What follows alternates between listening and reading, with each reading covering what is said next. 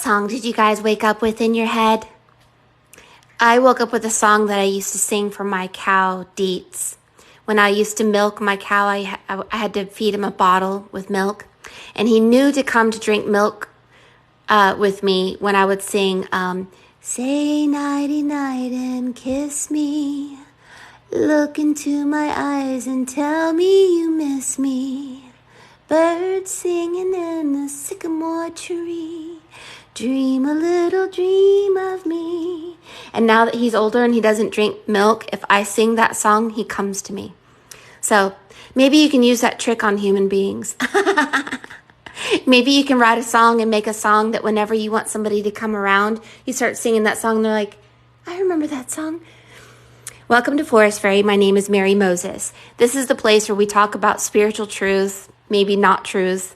But anyway, we're deep divers and we dive deep into the depths of our hearts, try to leave behind our logical brain behind so that we can really tap into the source of truth.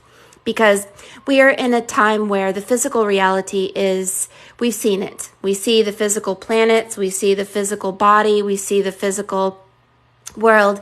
And then we're awoken that, oh my gosh, maybe there are invisible planets. Maybe there is an invisible sun. Maybe there's an invisible spirit. Maybe we have a double self that is invisible.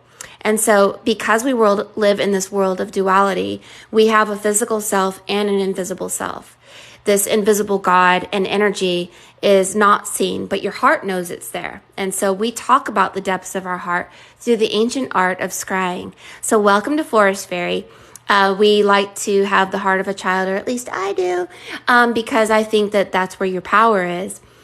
So feel free to enjoy a lot of the lessons that we will be learning today. We're going to be bringing John forward today. We're going to be talking about Pluto going into Aquarius. We are going to be doing a reading today. We will be giving free readings. I'm going to give you guys some instruction on becoming an oracle. So we have a lot to cover. And if you miss any portion of this, don't worry. This entire video is recorded and put on my YouTube channel, Mary Moses Art. So let's go look into the belly of the Great Mother. We are all like pretty little bluebirds waking up. And we are going to fly soon with beautiful wings, and our roots are going to detach from the dark underworld, and we will be able to see from a higher perspective and leave behind the pain, the shame, the ignorance, and all the things that kept us earthbound, right? We are going to defeat gravity through our heart chakra, turning us into a beautiful butterfly. So yeah, I want to show you guys something that I made in the live we did a few weeks ago. I tapped into somebody's energy, and this was what came out of their energy. So she glows.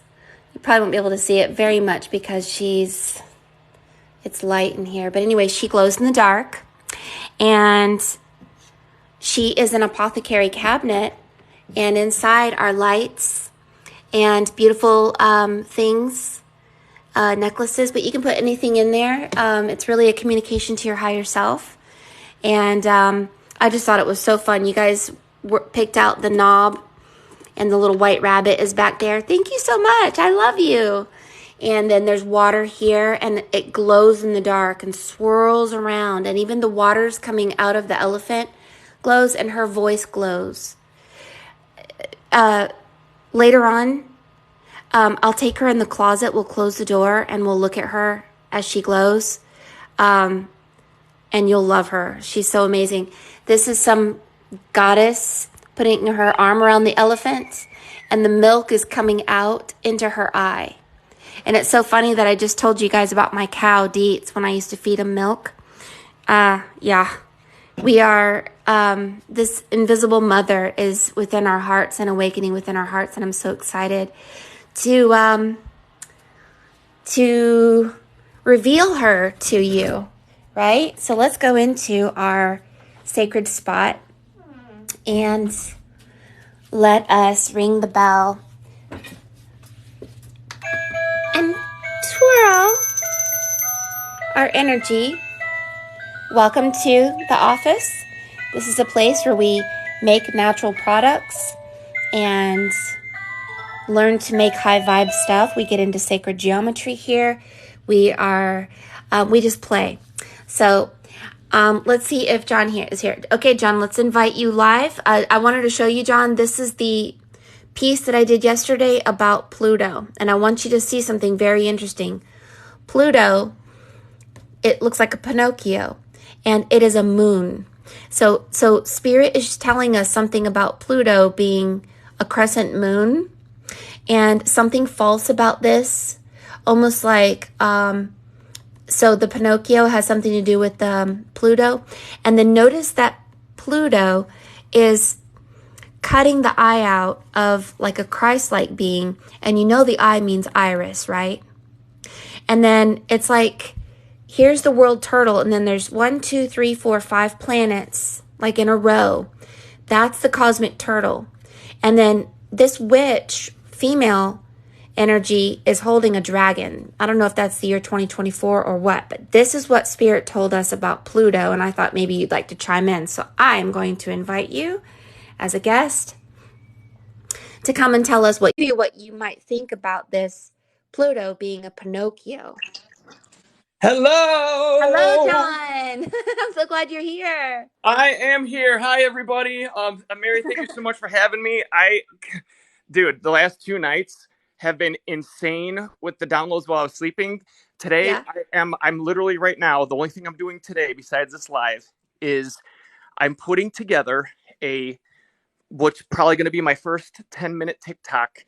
And I was meditating and they kind of pieced together how to put different concepts together into one so that it's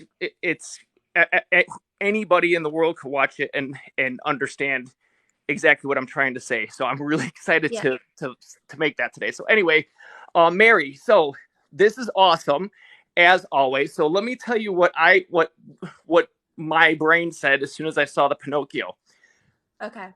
Do you see how Pinocchio is taking his right hand and he's grabbing the left eye? Yeah. Okay. So now, as you remember, a lot of gods took their own eye out, right? But they took Yes. their right eye out. That's because the right eye, in what I believe, the right eye is connected to the left brain. So if you only Okay. have one eye left, and it's the left eye that goes to the right brain, that's going to allow you to see more spiritual concepts. The reason they Okay. want to do that is because everything starts on the spiritual realm before Hmm. it manifests on the physical realm, right? Yeah. Also, Pinocchio is also reaching with his right hand. Yeah. Hands in symbology are huge. They're very, very important because hands represent the ability to do, the ability Okay. to perform action for using your will based on a desire, right? That's why Right. we see a lot of like the god Tyr. When he put his hand in Fenrir's mouth and lost it, it was his right hand. That's when he became, quote, imperfect and allowed Odin to take over. Okay, so you lose a Okay. hand, you lose your ability. What I saw is Pinocchio taking back the left eye for spirit so that he can become a real boy. Okay. So that goes along with Pluto because Pluto is the planet of transformation. Right now, there's 2 signs in the zodiac that are only half signs. That means that there isn't really 12 full signs of the zodiac. Full meaning has completed energy. There's Right. only 11, and that's why we have 11 time zones and not 12. All Oh. right, the two Scorpio is one of the two signs that only has half of the energy, and Hmm. half of the energy that is Scorpios is the stinger, the scorpion stinger. Okay, the Yeah. gods are afraid of the scorpion stinger. When I use the term gods, I'm talking about etheric beings that do not have spirit, do not have emotions. Okay, the ones Right. that have been keeping us in prison here, whether you call them Yeah. Anunnaki or Jinn, or it's all the same concept, right? Yeah. um, and so because they had that scorpion stinger, you'll see in a lot of the mythology, a lot of the gods die from a scorpion sting, either by a scorpion itself or an arrow that's dipped in scorpion poison venom. Okay, Yeah. so There it were a couple of arrows over here. yep. So what happened is they kept the scorpion stinger there to try and utilize it, but they had to make it look like Scorpio. So what they did was they took a copy of something else that could pass off as the scorpion, the scorpion's body.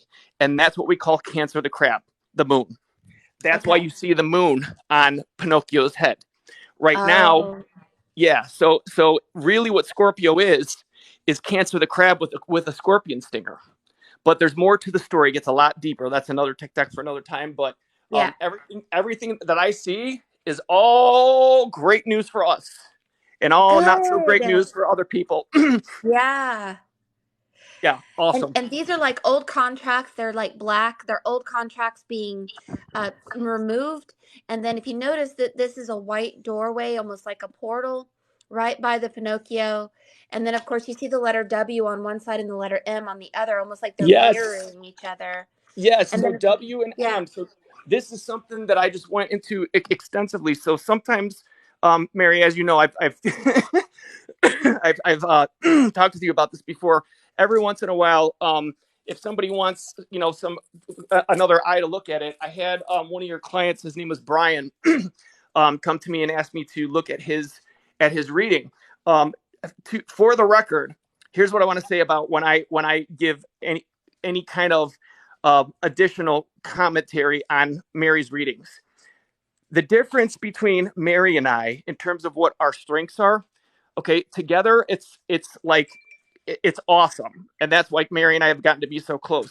But what I want to say is that when I the first few times I tried to do this, I only was looking. I wasn't on the live while it was happening. I was only looking at the picture itself after it was completed. I cannot do it that way. I have to listen to what Mary is saying because of all realities are subjective. So if I see something on a piece of paper that comes in a certain order, a moon can be also a boat, depending on the Mhm. sequence it comes in and how Mary sees it. So I am completely dependent on listening to what Mary says in order to really understand it. That's the same concept as all electric energy needing a power source, which is magnetism. Women are magnetism, men are electric. That's how it Yeah. works. And together, you make electromagnetic force to be reckoned with. It's almost as if we couldn't actually do this entire process without each other because I literally have no idea about the concepts that you just repeated about the right hand, the left eye, the moon, the Well, Pinocchio. yeah, and you know what? And that is what's so awesome about this experience, right? The only Hmm. way we're going to be able to shift to the next dimension is by working together. None of Yeah. us are complete. We have to work together, and that's what the lesson is here, right? So the W and the M, contrary to what you might think, okay, a lot of concepts, especially in symbolism, even in letters and numbers, the powers that made these things, they flipped and reversed it over and over and over again. They flip it, they rotate it, they invert it on purpose to screw us up. But if you take one step at a time and you build, you can figure it out. So the W, now, what W is the first letter of woman, right? Yeah. M is the first letter of men. That's purposeful. Okay. Yeah. The W actually is the male energy. The W is fire male energy, and if you look at the Hebrew letter shin, it looks like a W. Now, the Yeah. occult books that use the fallen astral light, what they will do is they will say you put a flaming letter of shin on your head as a crown. Well, what that does is it's a hat that allows them mind control over you. Okay. Um, the M is the female energy. Okay, and that female energy is um, is the divine feminine. It's the concept of spiritual water, and it's the portal through which all energies from different realms cross through. Okay, the letter mem is the Hebrew letter for for the letter M. Okay, and it literally correlates with water. So those two letters, shin and mem, they're called the mother letters. All right, and then the third mother letter is aleph, which is a combination of uh, uh, W and M, and it stands for A, but it looks like an X. Okay, all of these kinds of things, you guys, is observation Observation, and I'm not saying observation like you think. Observation is literally the only skill you have to focus on because it is the doorway to every single spiritual superpower that is that exists literally. And the reason it's way is because you observe utilizing your current physical senses, right?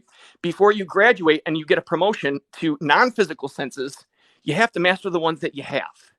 Yeah. And so learning how to observe, truly observe these things. And what I mean by truly observe is ask yourself questions. Everything, every action. So all these symbols are drawn by someone, right? That Yeah. means they were done by an action. And every action is the manifestation of a thought. That means whoever draws these things, created them, right? They have a very specific purpose. They are it's designed. Nothing is by chance. So you start to ask yourself, why is there a line here? Why are these two Yeah. different colors like this? What? Why? And you keep asking why until you find out an answer that is without a doubt in your heart exactly, and you do that by matching the patterns. Does this is like this? Oh, this means the line right here means that it connects with this idea, this idea, this idea, this idea. That's when you Yeah. know you found the answer. Right. And what do you think is really going to happen? I mean, the vibes that I get from just waking up is our inner child is being set free to have a voice, to dance, play, and to be free finally, but with responsibility. That's only my gut, that we're So being set more free than usual, or yeah, okay. So this is you guys, everyone listening. This is the uncanny. This is the uncanny thing that happens between Mary and I all like every time we talk. I'm not right, Mary. So right, so she it's doesn't all know what I'm right. about to say, but she's laughing because she knows what it aligns with, and it happens all the time. So Yeah. I have a list of TikToks that I'm making, and another TikTok is it's going to be me and my mom that are playing the roles of Bert and Mary Poppins, and my nephew Brady and his little friend Imogen on the couch, and they're gonna tell Yaya, that's what they call my mom, it's grandma, it's a Greek for grandma, and And they're it says saying, yeah, yeah, right here. Yeah, yeah. okay, well that's Yeah, crazy. yeah. What in the world? So they're gonna say we're bored, it's raining out, we want to do something fun. Okay, what do you want to do? Well, let's go to outer space. And they sit there and they say it kind of out of with contempt because they know they can't do anything. They're upset. Yeah. So Yaya turns around and starts singing Supercalifragilisticexpialidocious. And in the video, we show them how having fun and being silly like kids gives you superpowers. It's the same It concept that when in Peter Pan, if you think a happy thought, you fly. It's going to be the same exact concept. And I am doing it now. I've been doing the spiritual work now for I started in 2017, literally like full time. And when I say full time, I mean at least 12 hours a day, reading, writing. I got bruises on my hands. I've got like I'm bleeding permanently. Oh I'm my gosh. I'm texting Mary every day at all hours, and the texts aren't short. They're like it's like a novel every time. Poor thing. She's such a good sport, you guys. And so so my point is that my logical mind says, okay, seriously, John, you're going to try to connect dots with the spirituality, with quantum physics and real world things using science, so that people can understand how it connects, right? Spirituality is a science. And then you're going to make a thing like that on the same page doing supercalifragilistic. You're not going to be taken seriously. Well, you know what? Yeah. That's exactly my point. Mary has said time and time again since I've known her, we need to be silly. We can't take this too seriously because we're not supposed to be like that, guys. We are not Mm-mm. designed to be serious, to live by rules. It's all constricting. It's all Yeah. constricting.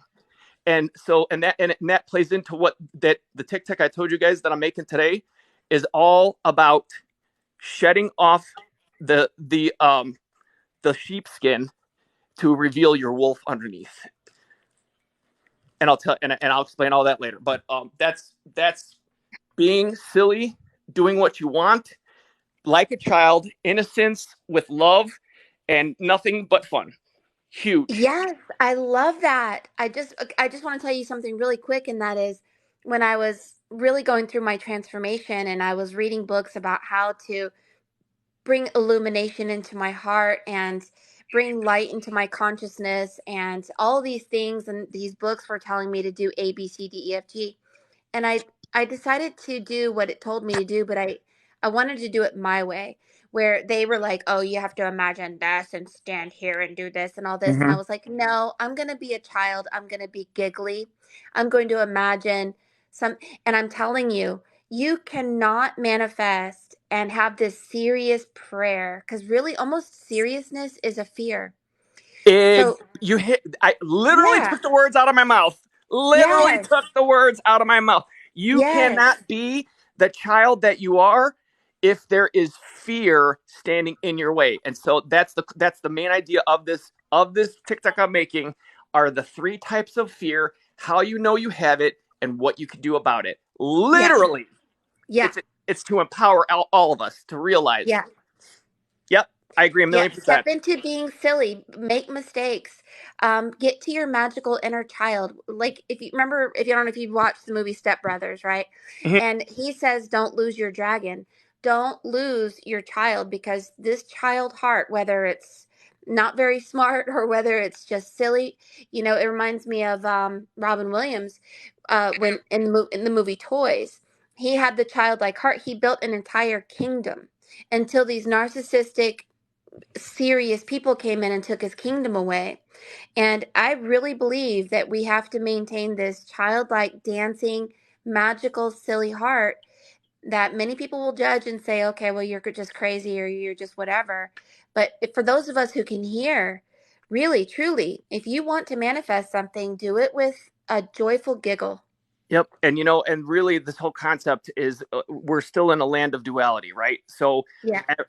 Another really important part, and this part's equally important as understanding the how important it is to be the silly child, is that when someone comes at you and calls you names or says you're crazy or says anything derogatory to that state of being, right? It Hmm. helps you understand truly that they're saying it to you because they're scared.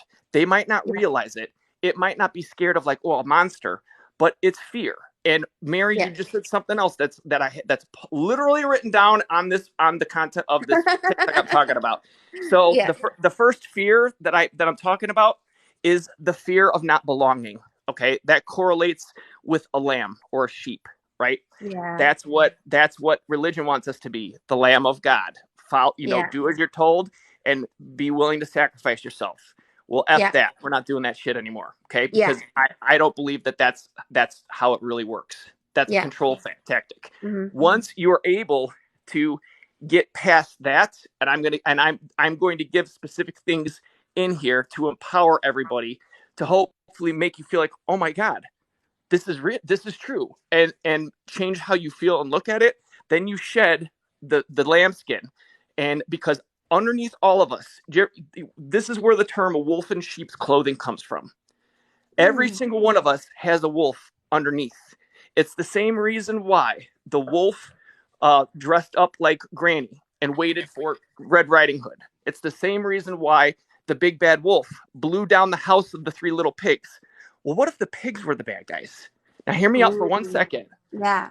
There are several Norse gods that ride a boar, Boar, a Yeah. pig with hair, like the pigs have hair from their chinny chin chin.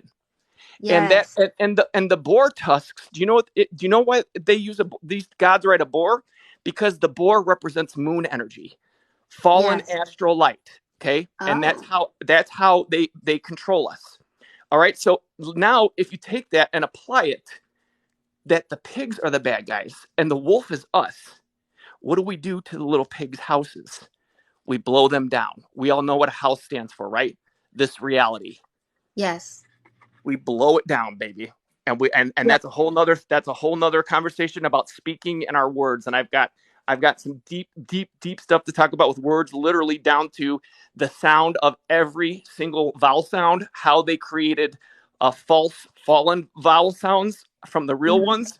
It correlates with the zodiac, and that's coming up too. But I want to hit real quick on the third point, Okay. After you embrace your wolf and you're able to come out and walk in daylight as the wolf, not just when the moon is full, right? When you're able to walk in moonlight as the wolf, proud, understanding that the wolf is not the bad guy like they've told you that. Whose fear is this anyway? Whose fear is it anyway? They told you the wolf's the bad guy. But then we go and we look at other characters like Jon Snow and the Stark family, right? And their wolves Yeah. are their life force. They've saved their lives multiple times. They're good, right? And so Jon Snow is a wolf until he dies and comes back transformed and finds out who Okay, he can I tell really you something is. really quick, John? Yes, yes, Everything that you're saying was in my reading yesterday. yeah. This Of course it person that I was. read for yesterday, she died. She was in the ocean, and there's the ocean waters going over her. Now, what she experienced was she she almost died. That's what she remembers. According to her reading, she died. Her consciousness went to Mars, almost like, those when you go to the bank and you shoot the little thing up, it's like Mm-hmm. underground. Her consciousness went to Mars or somewhere underground. You go up, something about a planet exploding, up through the body. And then all of a sudden, her mind is like an SD card. It says SD. And she was replaced into a parallel body with a wolf. And now, my explanation to her was when we bounce to a parallel world, the people that we think are the people aren't the people. But I didn't know how to explain why the wolf Okay. was handing her a pyramid. Well, that's insane. I'm going to tell you exactly what I felt. Okay, so number one, Okay. when you see someone dying, it doesn't mean literal death. Death is not real. There are several Right. words made up in the English language that are just they're just lies, and they are made up and utilized to keep us from awakening and knowing who we really are. Okay, Okay. so when you see death, it is a transformation. Okay, she died. She went through a transformation. The pyramid. See this, the rainbow, the seven colors going through the rainbow. Yeah. Hey, this when a rainbow goes through a pyramid or a prism, right? It comes out on the other side as white light. White light is fallen astral light. Okay, that is the light of the moon. Okay, Okay. so what happens then is she ditches that. She goes to Mars. Okay, Mars is the sign for Aries the goat. Okay, the goat has horns that represent the sun and the moon together. Okay, the yin and the yang. All right. Mm-hmm. So this is sun and moon energy together. All right. Remember what I just said about the moon part. Mm-hmm. The moon is also represented by the boar or one of the three little pigs. Yeah. All right. And the reason there were three little pigs is because it represents the trinity of deceptive forces. Okay. Father, Son, Holy Spirit, or however you want to say it. So Yeah. once that happened, once she got to Mars, she cracked out of the egg from the inside. Okay, all of our auras are the shape of an egg. They did that by modifying the second 90-degree angle into a 60-degree angle. Okay, so what that does is it takes you from the natural perfected form of a sphere to an egg. All right. Now, two Mm-hmm. things can happen when you're inside of an egg. If an egg gets cracked from the outside, the life inside dies. However, if the egg gets cracked from the inside, you break down the walls to a whole new world, a whole new reality, right? And so after she does that, she goes up and she becomes the wolf. The wolf is who is underneath the sheep's clothing, and the new pyramid is to replace the false pyramid that we have here now that turns the rainbow into white light. It's going to turn it back into the divine feminine and the divine masculine that it should be. Oh my goodness. And if that's not enough, see the wolf? Her name looks awfully like one of the Starks, the divine feminine Stark that kills the White Walkers, Arya. Oh yes. No way. Do you guys see this? Like that was, I mean, it's just not like one or two details. This is what happens to me and Mary literally all the time. It's almost like my spirit team sees what I'm studying and then goes over and whispers it to Mary's ear, and it comes up in her readings, and the opposite way back and forth. Yes. Mary, that's awesome. Isn't that awesome? I didn't tell her this the way you explained. Until she went to Mars. I didn't know anything about this rainbow, and I didn't even think about the rainbow in the pyramid. I didn't know anything about the egg cracking. I didn't know. All I know is the people, when the egg cracked, I'm going to say this, John. Here's some secrets we don't know about. So she's one person. When she cracked out of the egg, it wasn't just one soul that came out. One, two, three, like many No. souls. Yeah, that's because we're all in the egg right now, the world egg. Mm. And then inside of And then, us is a whole nother world of all kinds of souls and consciousness. It's yeah. endless. And then the rainbow goes upside down here. Right. It And then, upside down meaning it turns 90 degrees to the opposite way. That's the same thing yeah. as seeing the V and the inverted V. It's Okay. either side of the X. Okay. That's awesome. So, so you guys, we die all the time. I remember going on the spirit realm and meeting a woman who showed me a piece of glass that was a computer. It was a computer that you could see through. It was like just a piece of glass.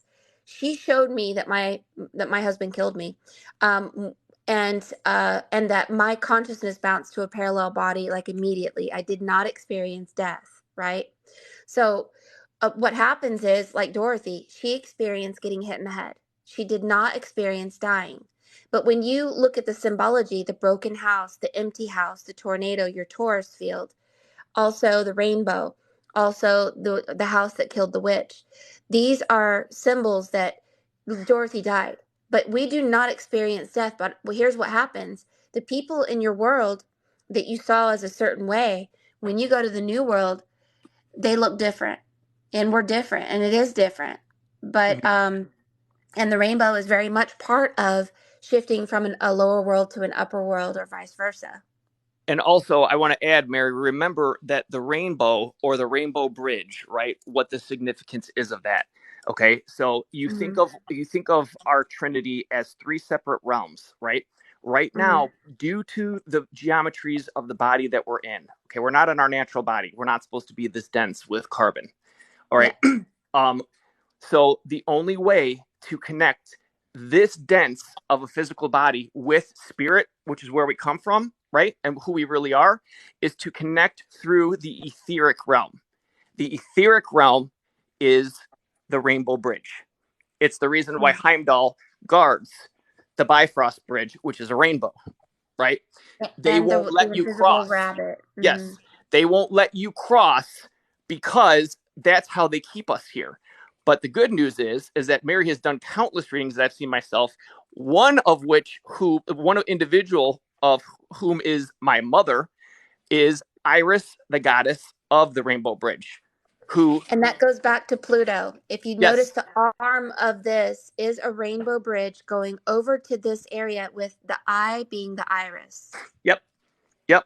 And there's something really really cool that I haven't discussed with Mary but it's on my list of TikToks. God, it's like I could literally make TikToks 24 hours a day, 7 days a week, and like still not be done after a year. I'm not even kidding you guys. It's so one of the cool things, Mary, is that when we start to talk about what is Earth, like what is this place we live in? Is it a globe or is it flat? Okay, Yeah. I have literal objective information that comes from quantum physics as well as vortex mechanics, okay? Vortex mathematics that will show you what this place is. And I'm not kidding. I Mm.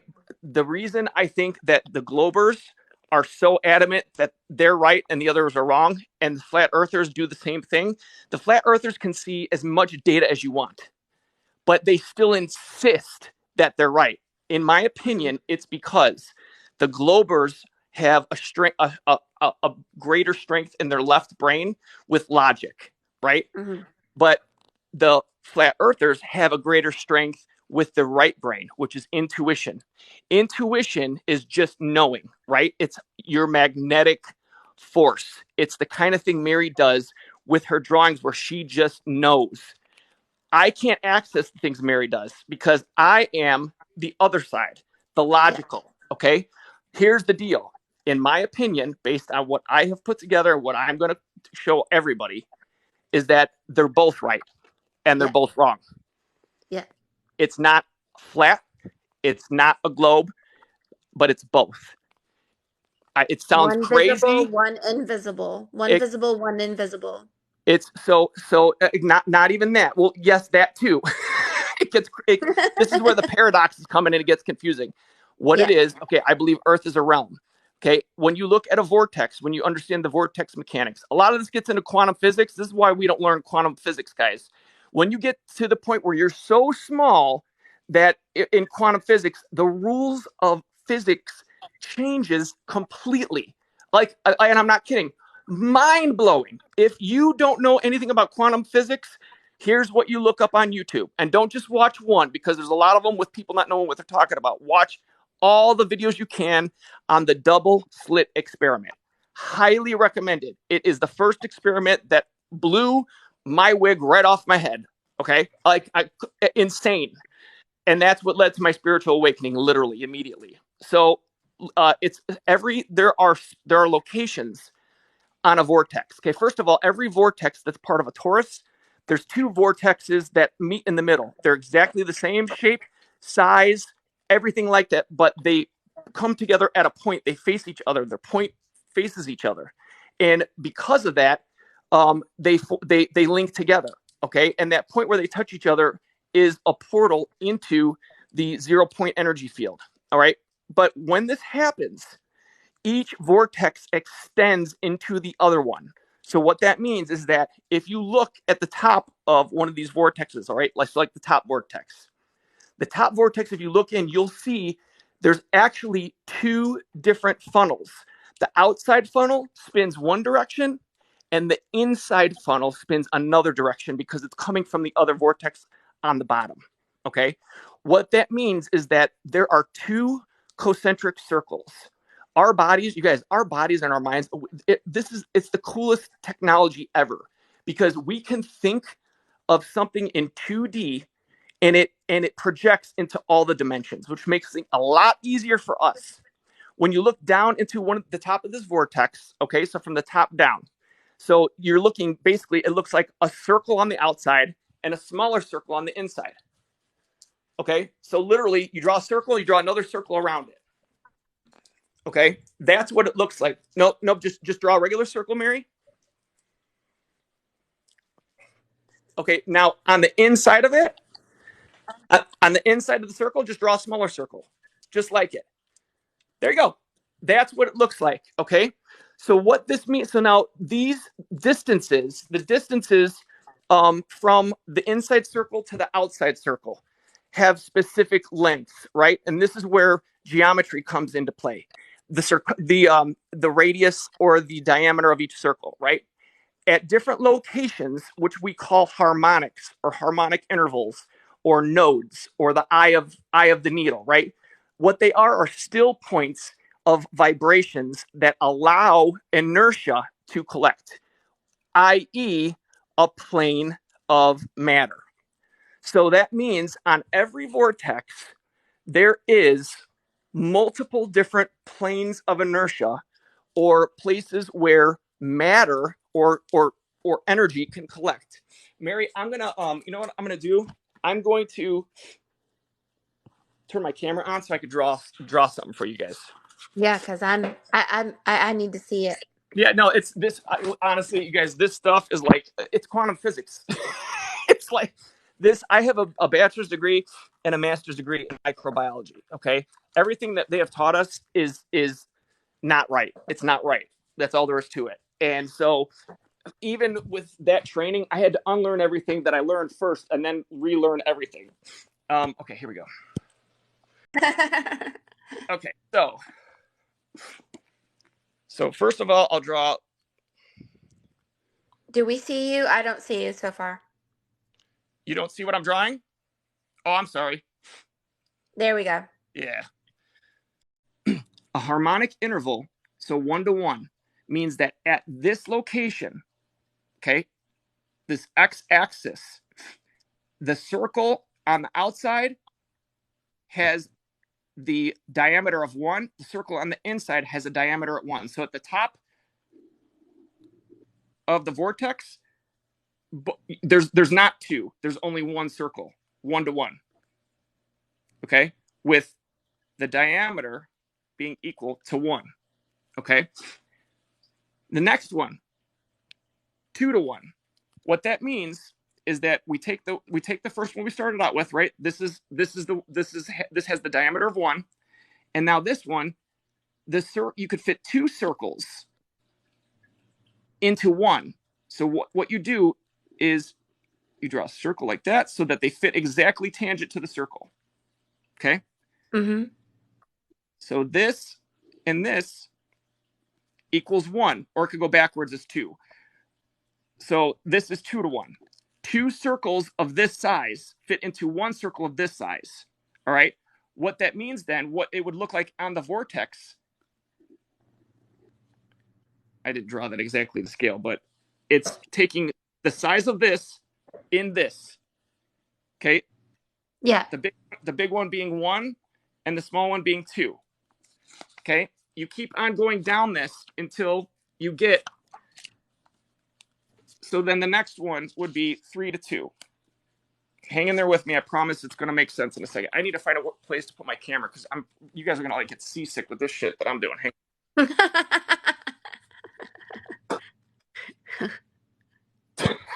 Sorry, guys.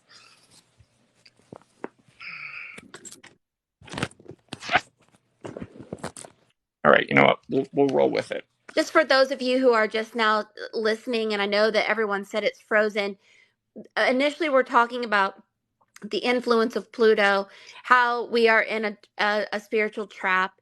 And John, if you want to follow him, he's going to be making extra videos about this as well. He has, a bachelor's, and he's been into quantum physics, and he's really has a lot of answers. And we both work together through different mediums to present to you not only how we don't die, but how to wake up from the illusion through quantum physics and through what I do, the looking glass. And John is the hits, and that's what we're doing right now. Some real serious nerd stuff, but this is important because this, if you want an explanation to connect the science that we understand and accept with the spiritual, this is the route through it. All right. So then the next one is, we did 1, right? I dotted the circles that are 2. So you see the dotted circles? That was the size of 2. So then 3, you could fit 3 of them this size in the first one. Okay. So 1, they're all connected too. So I just keep drawing 1 over and over. You could also draw the 2. Thank you so much, Kiki. Go ahead. You could also draw the 2 and see how many fit into there. So there's the 3. So then what that looks like is you draw the 2, which is this size, and the 3.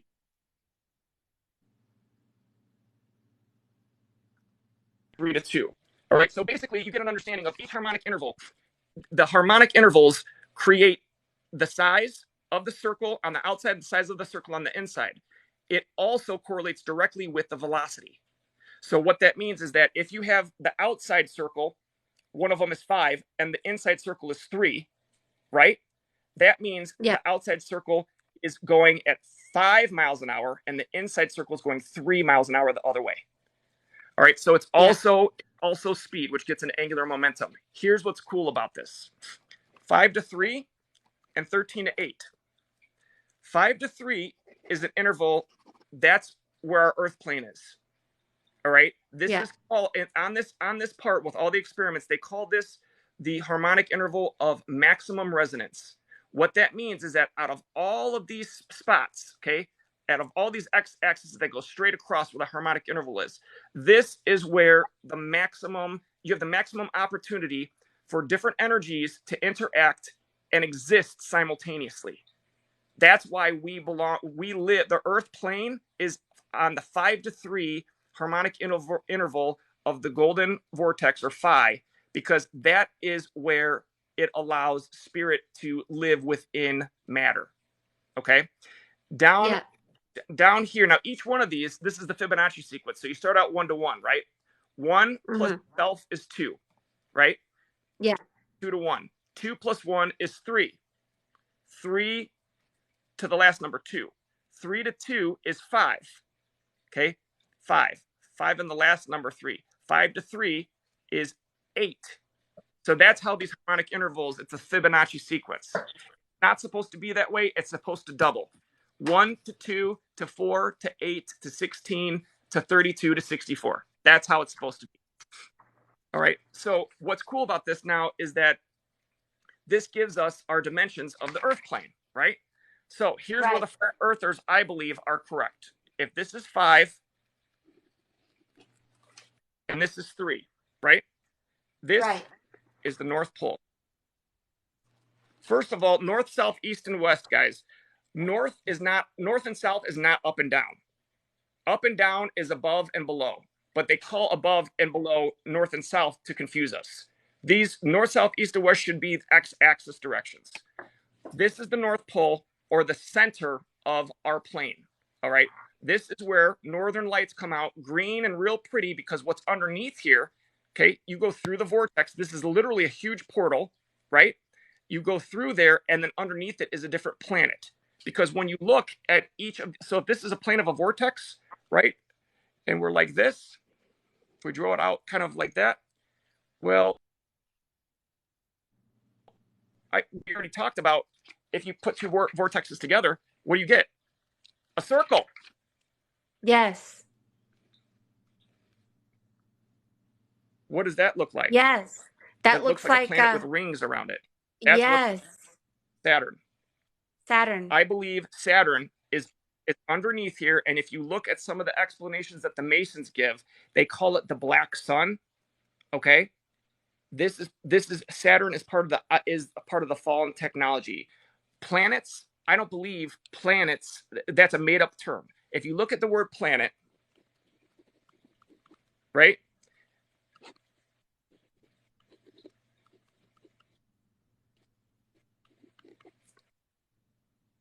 Net. It's a plane with a net around it.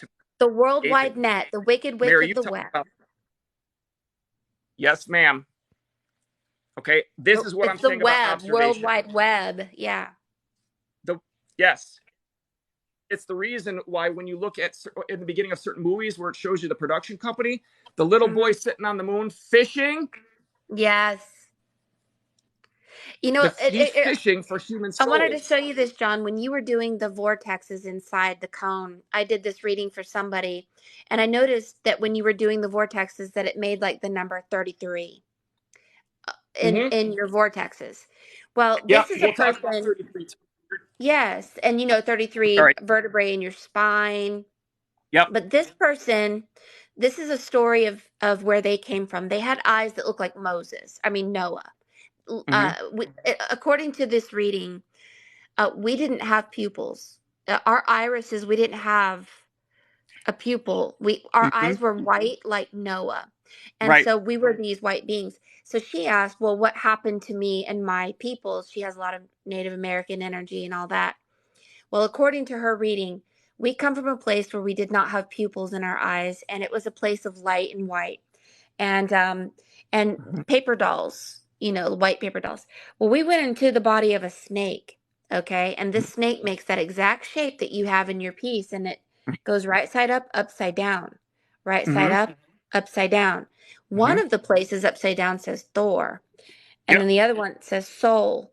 And then one says serve. And then the other one, there's the number 22. And then there's and I don't even know what it means. So I just shot it out my butt and said, I think Mary, this is what it means. But what I think you're looking at here, okay, is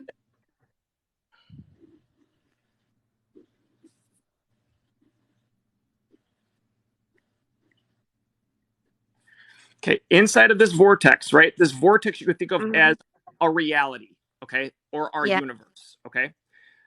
You have, so the first one, it goes from soul to Thor, right? They're looking at each other, right? Yeah. Like this, okay? Yeah. Thor is the god of Mars. Oh. There's the planet Mars. All it is it's a harmonic interval, one of these planes, and then the inner part, the inner circle of the vortex you have an existing sphere. This is where the globers are right. Okay. Yeah. Our Earth right now that we live in, this plane of reality, we have an artificial net around us. The real Yeah. Earth is much, much, much bigger. It's actually infinite. There are no boundaries. Why did you send me to go find a human child, Empress? Well, there are no boundaries. The To wolf says Fantasia. there's no right, because our imagination is what manifests it. Our Yeah. imagination is the light that creates the physical result in our physical world, which you can think of as the shadow of your imagination. Okay, so Yeah. now you hit on something huge, right? This is where this is.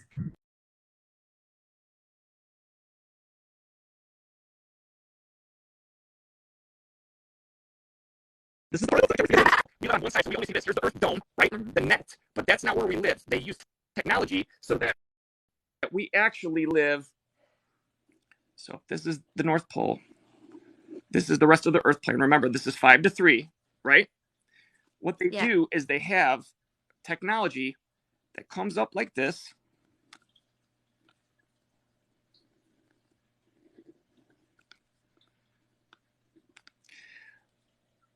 Our Earth, our planet, is only a small section of the whole plane.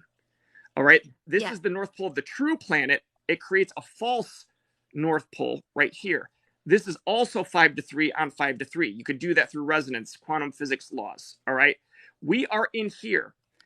The reason why, so the stars, okay, the sun and the moon are in here. But what they don't tell us is that there's another moon called the dark moon. I call it the dark moon. We'll get to that later. Okay. That the reason I know that is because they appear at the 3-2 harmonic. There's 3 of them, but you can only see 2 at that level, which is higher in the sky than the 5-3. Okay. Yeah. Polaris, the pole star, is right here. And what happens is this mechanism, what it does is it turns like this. And it turns at a rate so that it takes 2,160 years to go from the age of Pisces to the age of Aquarius. Mm-hmm. What that means is that over every new age, we are at a different point on the Earth plane. I told Jeff, my better half, I said, if I'm right, so you always wonder why they call America the West. It's the New World. Why is the West the New World? Well, I think because this moves from east to west. And I said, so if I'm right, I said this to him like about 6 months ago. I said, we're going to hear sometime soon that there's new land somewhere to the west of us. They just, quote unquote, discovered 7,000 new islands near Japan. Yes. That's because this whole thing is moving over different land masses. You discovered 7,000 new islands. See this flower right here? That's exactly right. North, south, east, west. But something happened. I'm going to tell you something that I saw, and I wish I had the piece with me today. But basically, here's, so it 2, 3, 4, 5, 6. Yep. This. So I don't know what happened, but so we originally were that. Yep. And then something happened. We're now this. Yes, you're right. So Mary, let me see. This is what I love about Mary. God, this is so awesome. Well, you know what? I'm still learning how to cultivate my abilities that Mary's an expert at. And so when I'm clairaudient, I get all this information through in my mind. I hear it, right? So when I think something out logically, Mary has been the person that confirms it for me through her means. And I believe her. If she could tell me I'm going to turn green and walk on my hands tomorrow, I'd believe her. I'd be like, oh, better go get some gloves. That's how much faith I have in Mary. Okay, so Mary, what that is that the first thing that you drew, okay, what we are now, right? Mm-hmm. I'm going to do this. I don't know how to draw this. And notice how something happened here where you see the number 4 and then there's a cross. So there's 4 on one side, 2 on the other. Yep. I'm here. This is what happened. Okay. Mm-hmm. So again, forgive my, I'm doing this to try to draw it so that it looks somewhat like it's supposed to. See this? So what I did, there's 1, 2, 3, 4, 5, 6 Yeah. circles. And then it made this like this sand dollar kind of shape. And you do Yeah. another circle around that. So 6 makes 1, which is 3 on the top, 3 on the bottom. Okay. Yes. 3 and 3 equals 6. And then 6 itself is equal to 1. Okay. And that gives you 7. That's how we got created with the 5 vortex. All right. What it's supposed to be. Remember earlier I said, guys, it's supposed to all be even. It's not supposed to be 1, 2, 3, 5, 8. That's how they set us up in a new reality that is not connected to any other reality, so they can control us and keep us trapped. Oh, so we're in the odd number when we should not be. Yes, it starts at 3 to 2, and what you guys are gonna shit when you hear exactly how it happens. I have it down. I have all the steps down. I could explain it to anybody. So what they did was they made it to this. Okay, remember I said earlier in the beginning it should have been a perfect sphere, and it's not. It's an egg, right? So what this is, this an egg shape. All right. The way this makes an egg shape is you have from down here this pole. Okay. This is 90 degrees. All right. And then, but from up here, you have 60 degrees. Okay. Anybody recognize this? The compass in the square? Mm-hmm. Freemason. Okay. There's the egg that we're trapped in. But Mary and I are going to teach everybody how to crack the egg from the inside so that you see the real world. So I'm so thankful for you, because notice, you guys, for anyone who just came, someone I just read for died and their egg was cracked and they went up to a higher realm. And John is telling you what that wolf is and what that pyramid is and what this rainbow is. It is literally telling us we don't die, but we are in a trap. Go ahead, John. And to clarify, when Mary says this person died, what the entire process that Mary talks about in these pieces, okay, she'll tell you this is what you did, this is what happened to you, this is what you will become, this is what you're here to do. You guys, you need one tool to do all this, to make all this happen, and that is your imagination. What we have been taught about our imagination is not true. Okay. Hang on one second. I got it. This is important. So you guys get to look at my face while I explain this, because this is important. Mm-hmm. What we have learned, okay, so anything that we are told, right, is someone else's answer to their question. When someone gives you information, always observe it, but you always have to filter it with the filter of, why is this person sharing this with me? Is it because they're trying to help me? Okay, even if it's only a part of the big picture, or is it because they want me to believe it because it's going to benefit them somehow? Okay, I know for a fact there are multiple, tons of people who are intentionally teaching the wrong information on purpose to try to keep you from waking up. It's a way to get your attention so that you pay attention to that, and so you don't pay attention to the real stuff.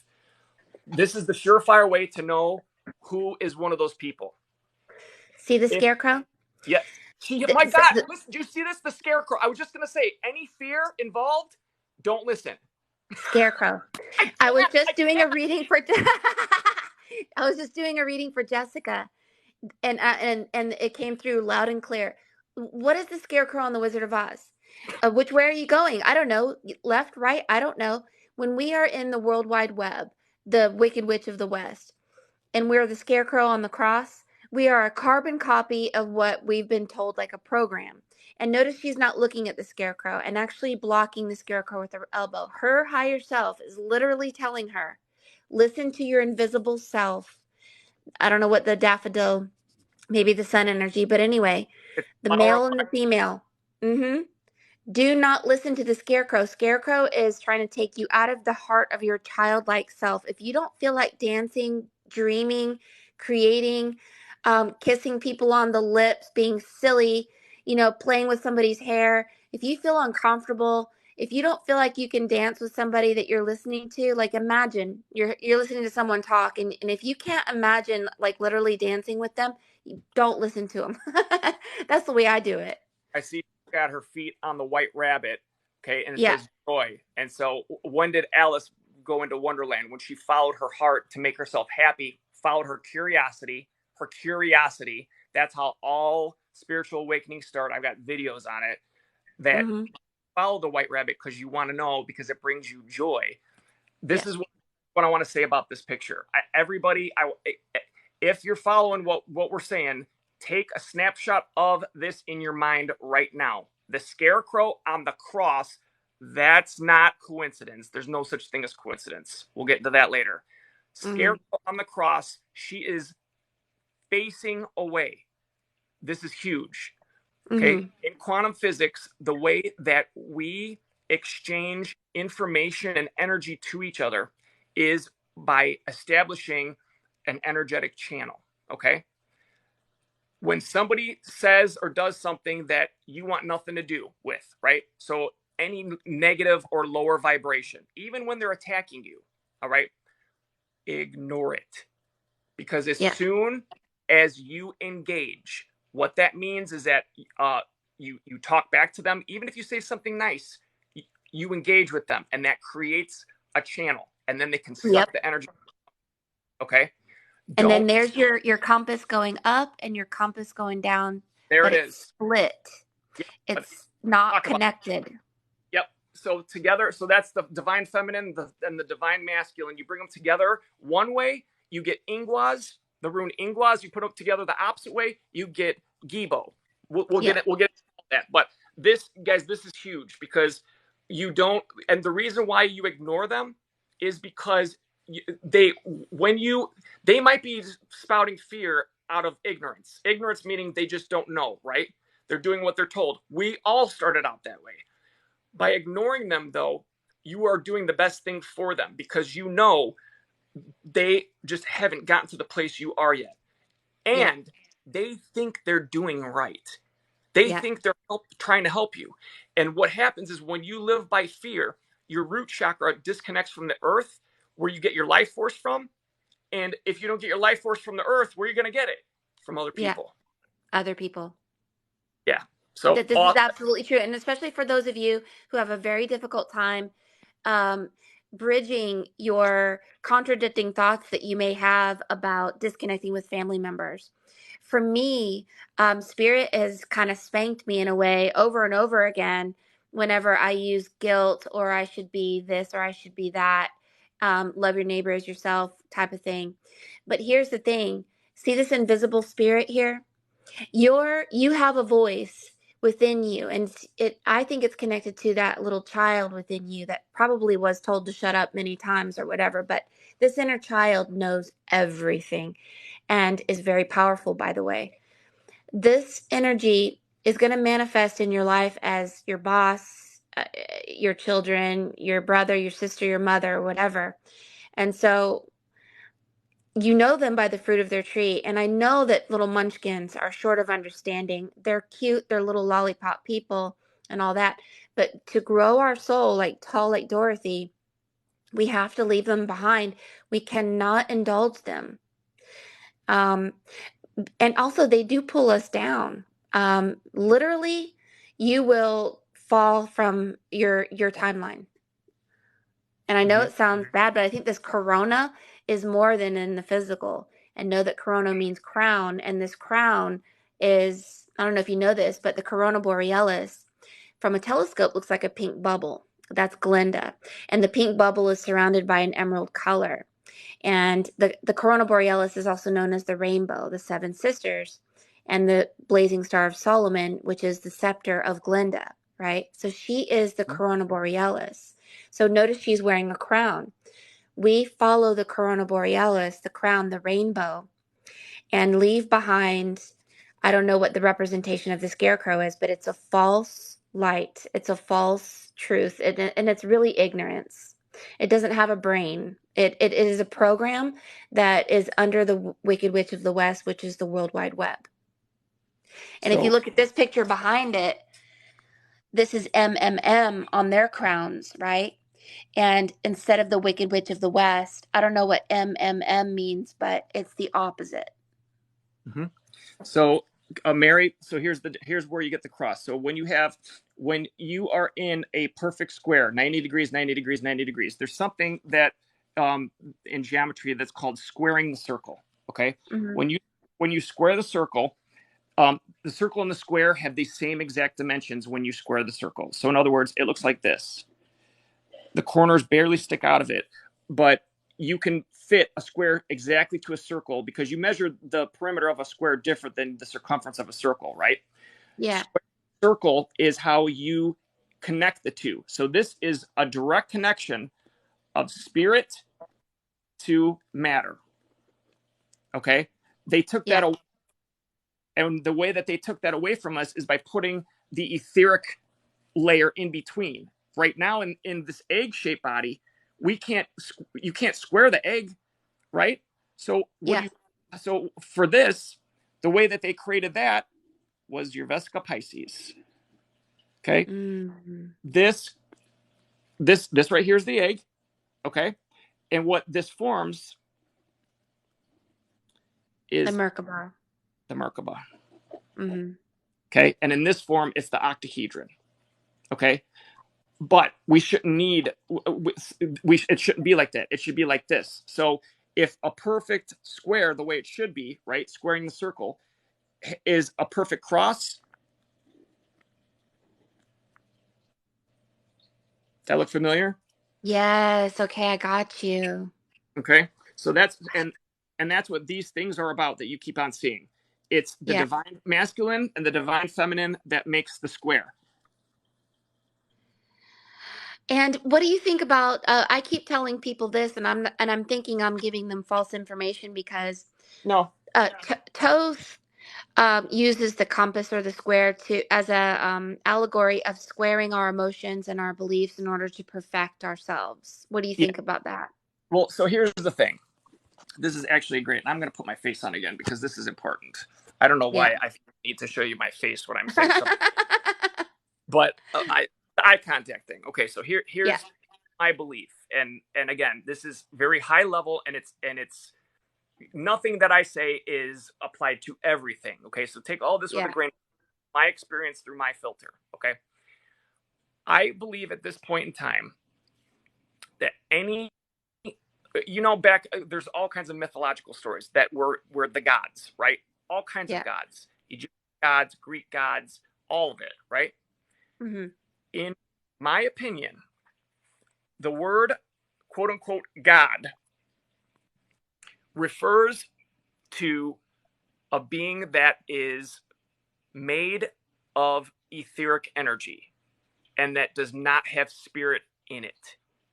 Okay? So what that means is that the gods ruled, right? How did you Yeah. communicate with the gods? You prayed to them. What is a prayer? It's a thought. Thoughts are electric, right? Yeah. They're etheric energy. If thoughts are etheric, emotions are spiritual. And Okay. what they try to do to keep us here, or what the purpose of us being here, is to feed off of our spiritual energy. These gods were created. Okay, literally, there are occult groups, one of which is called the Golden Dawn, which I studied extensively until I realized that, wait a minute, this is the bad guys. And I'm like, oh my God, I wasted like 2.5 years studying this. But then I was like, wait a minute, there is nothing that you can learn, period, that is going to hurt you. Okay, remember that. Mm-hmm. All you need to know, if you start out going into everything with who's telling me this and why are they telling me this, there's a reason. Is it to help me or is it to hurt me? Because once I knew where the bad guys wanted me to go, I also knew the opposite way, which is the right way. Okay, Yeah. there is no bad information. Okay, Mary and I have talked about this before, you guys. When we talk about things, she sees things through her filter, and I see things through my filter. They're both right. So the bigger piece to understand here is what is the idea? What's the concept? All right. I believe that the concept of all gods, why do the gods need us to worship them? Because worshiping sends them our emotions, our intentions. What is that? It's the magnetic energy that is our life force. Okay, when in these occult groups like like Masons, Illuminati, this Golden Dawn, right? They teach you how to create a god. I'm not kidding. Step by step, and the way you do it is you use no emotion. Not even when you talk, you have to talk like this. That was a red flag for me. I'm like, why? And then I read Archangel Michael never smiles. Huh? That's because they can't. They are made of etheric energy. It's an in between. If spirit is emotion and etheric is information via thoughts, so that's what I believe. That's why. So can I say something quickly? So I have a temporary thought about this that I've been swimming around with for a little while. And I even had all the things that you're saying today. I had the thoughts this morning. I was thinking about it this morning about the difference between the vampire and the wolf, the heartless, emotionless, cold vampire and the warm-blooded wolf, right? Okay, so Yep. this the Ragnarok, Twilight, the War of the Gods. Okay, so what I've been telling people, which I could be wrong about, is No. that okay? Just um, just for y'all listening, the reason I'm even saying this is because this is what I've been telling you guys, and I want you to know I could be wrong. But I want to talk about it with John because I want to get a better understanding and have a stronger foundation of this belief of mine. I feel that there are certain energies out there that I've read upon. Like, for instance, the god Yam keeps coming in my readings. I have seen Toth come in my readings. Solomon says, I'm not a person, I'm a place. Okay. These gods actually came to me and told me, like even Yeshua said, Yah means moon, Shua means sun. Anytime you're talking to the god Yam or Yahshua or Yahweh, you're always talking to darkness that dominates the light because Yah dominates Shua or Oz dominates Iris, right? Darkness dominating the light. Hmm? But then when you go to the goddess, she is Gaia, Freya, Haya, or Emma Yah. So this is the light dominating darkness, right? So now we keep seeing Yeah. these people going in, not into the body of Yahshua, but actually going into Emma Yah, which is the opposite of being dominated by Yah the moon. What I The see is inversion. that yeah, it's like we're not worshiping these goddesses. We are reconnecting to a life energy, the goddess who can birth life. We are reconnecting to an energy that will talk to us in an invisible way and actually grow us and crack us out of the illusion and the egg. It's not a form of worship, it's a form of becoming them. You know what I mean? Like The we are, concept of them, not them yeah. themselves. Yes. Like we feel their energy and we get their downloads and we start growing through the womb of that, and then suddenly we awaken and suddenly we grow our wings and suddenly we become free through the goddess, where before we were growing through Yahweh, Yeshua, the god Yam of the chaos of the seas. And then Yes. suddenly it flips to Emma Yah, Haya, Freya, and Gaia, and she's the goddess, but she's not to be worshipped. It is an energy that basically rescues us in a strange way. So, Mary, I agree 1,000,000%. I've got several really important points based on what you just said that I want to anchor with everybody. Okay, so yes, agreed. Number one, I want to make this very clear that when when Mary, so all of these gods, right, that Mary is able to see. So Mary, there, I will explain at some point in time the actual mechanism that Mary utilizes in order to communicate with these beings. Mary is able to into the etheric realm, okay, which is the connection into spirit. All right. She does this by using a piece of charcoal. Okay. The charcoal is made of carbon, and carbon, when it goes on top of each other, it makes a crystal lattice. All right. This is what the big deal with crystals is. A crystal lattice generates multiple vortexes that have a specific angle and specific spin rate, okay, depending on the sacred geometry of it. All right. Mary has the ability to actually look into the eye of the needle, the vortex. She says it all the time. Looking into the eye of the needle is looking into the center of the vortex. She can see what's on the other side. That's why it's called a looking glass. It's like looking into the center of the vortex, the eye. All right.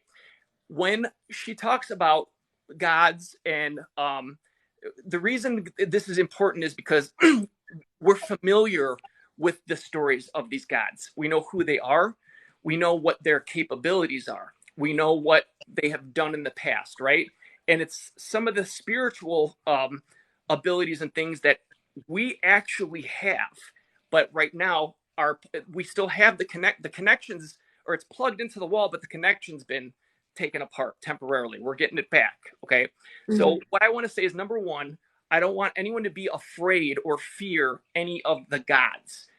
That is not, there's nothing to fear. Okay. Like I said before, all information is good information. It's not exactly the God, him or herself. It's what about this God would I like to apply to who I am, number one. Okay. Number two, the masculine and feminine, when she's talking about taking the yeah and turning it into a, or that's not what it was. Let me see. This is where this is not my strength. Let me just show you in pictures. So if this is the masculine, right? If you have a mirror right here, you flip it over to the feminine. Okay. The reason you do that is because when you put these two together, you get the correct geometry. Okay. Right now, what it is, the quote unquote completeness or whole is this. It's an X. All right. And the way that they trick us with that is they're like, oh no, you guys are this right now. This is what it is. This is a rune called Gar. The X is a rune called Gibo. And this is a rune called Ingwa. Yeah, it's been showing up in all kinds of her readings.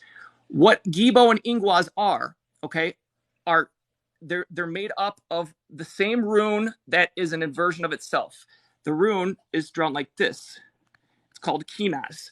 Kinaz correlates with the planet Venus, okay? What that means, love. Okay, right now the divine feminine is trapped in Taurus. Guess what planet it's ruled by? Venus. And it is being misused in Libra. Libra is the son of God, quote unquote. Okay, we'll get into all that at another time. But the main point, literally the main point I want to say here is that, number one, there is no bad information. It's all good. Take every information that you come across and put it on the shelf. You don't need to apply it to yourself. You'll know when it's time to apply it, because your spirit team, remember, our connection to spirit, the spirit realm, is our emotion. That's why I've said, I say this every day to everyone I can. When you feel a strong emotion after experiencing something or in reaction to something, that is your spirit team saying, pay attention to this. For example, one of my favorite movies growing up was The Neverending Story. Okay, I loved it. I still watch it. Showing a good friend of ours, their 5-year-old was over, and I was showing it to her for the first time. It was just, everyone went out fishing. We were on a fishing trip, and she was laying down. She asked me to watch a movie with her. She'd never seen it, so I'm watching Neverending Story with her. And I've seen this movie gazillion times, guys. Like, honestly, it's like one of those ones where it's like, give me a break, John. Are you nuts? Yes, I am. I love it. At the end, when Atreyu finally meets the Empress, and they're having the discussion about Bastion. And she says, he says, well, why, if he knows that you need a new name, why doesn't he say it? And she tells him that he simply can't imagine that one little boy could be that important. Like, do you hear my voice right now? Emotion came from my toes. This has never happened on this part. I've seen it a million times. And I started bawling. That was the first time that I was like, okay, emotion, what is it? It's a barometer. The barometer from my spirit team. So I started paying attention to Never Ending Story. I started listening to the lyrics of the song. I have a whole TikTok on Never Ending Story. And since I put, it's like 12 pages or something insane. Since then, I've uncovered even more, including not just, so in every song, I sincerely believe this, and I'm going to do another song on the video today we talked about fear. The songs that we hear are not, you know how most songs are written by someone else, not the singer? That's for a good reason. They hide these things into different modes because they have to tell us the truth. It's divine law, okay? They have to tell us what they're doing to us. But they're also allowed to deceive us. So if we go to them and say, hey, does this song mean this? They say, no, what are you, crazy? The reason that's allowed is because divine law says you cannot break someone's free will. Well, I didn't give someone any permission to keep me in a prison.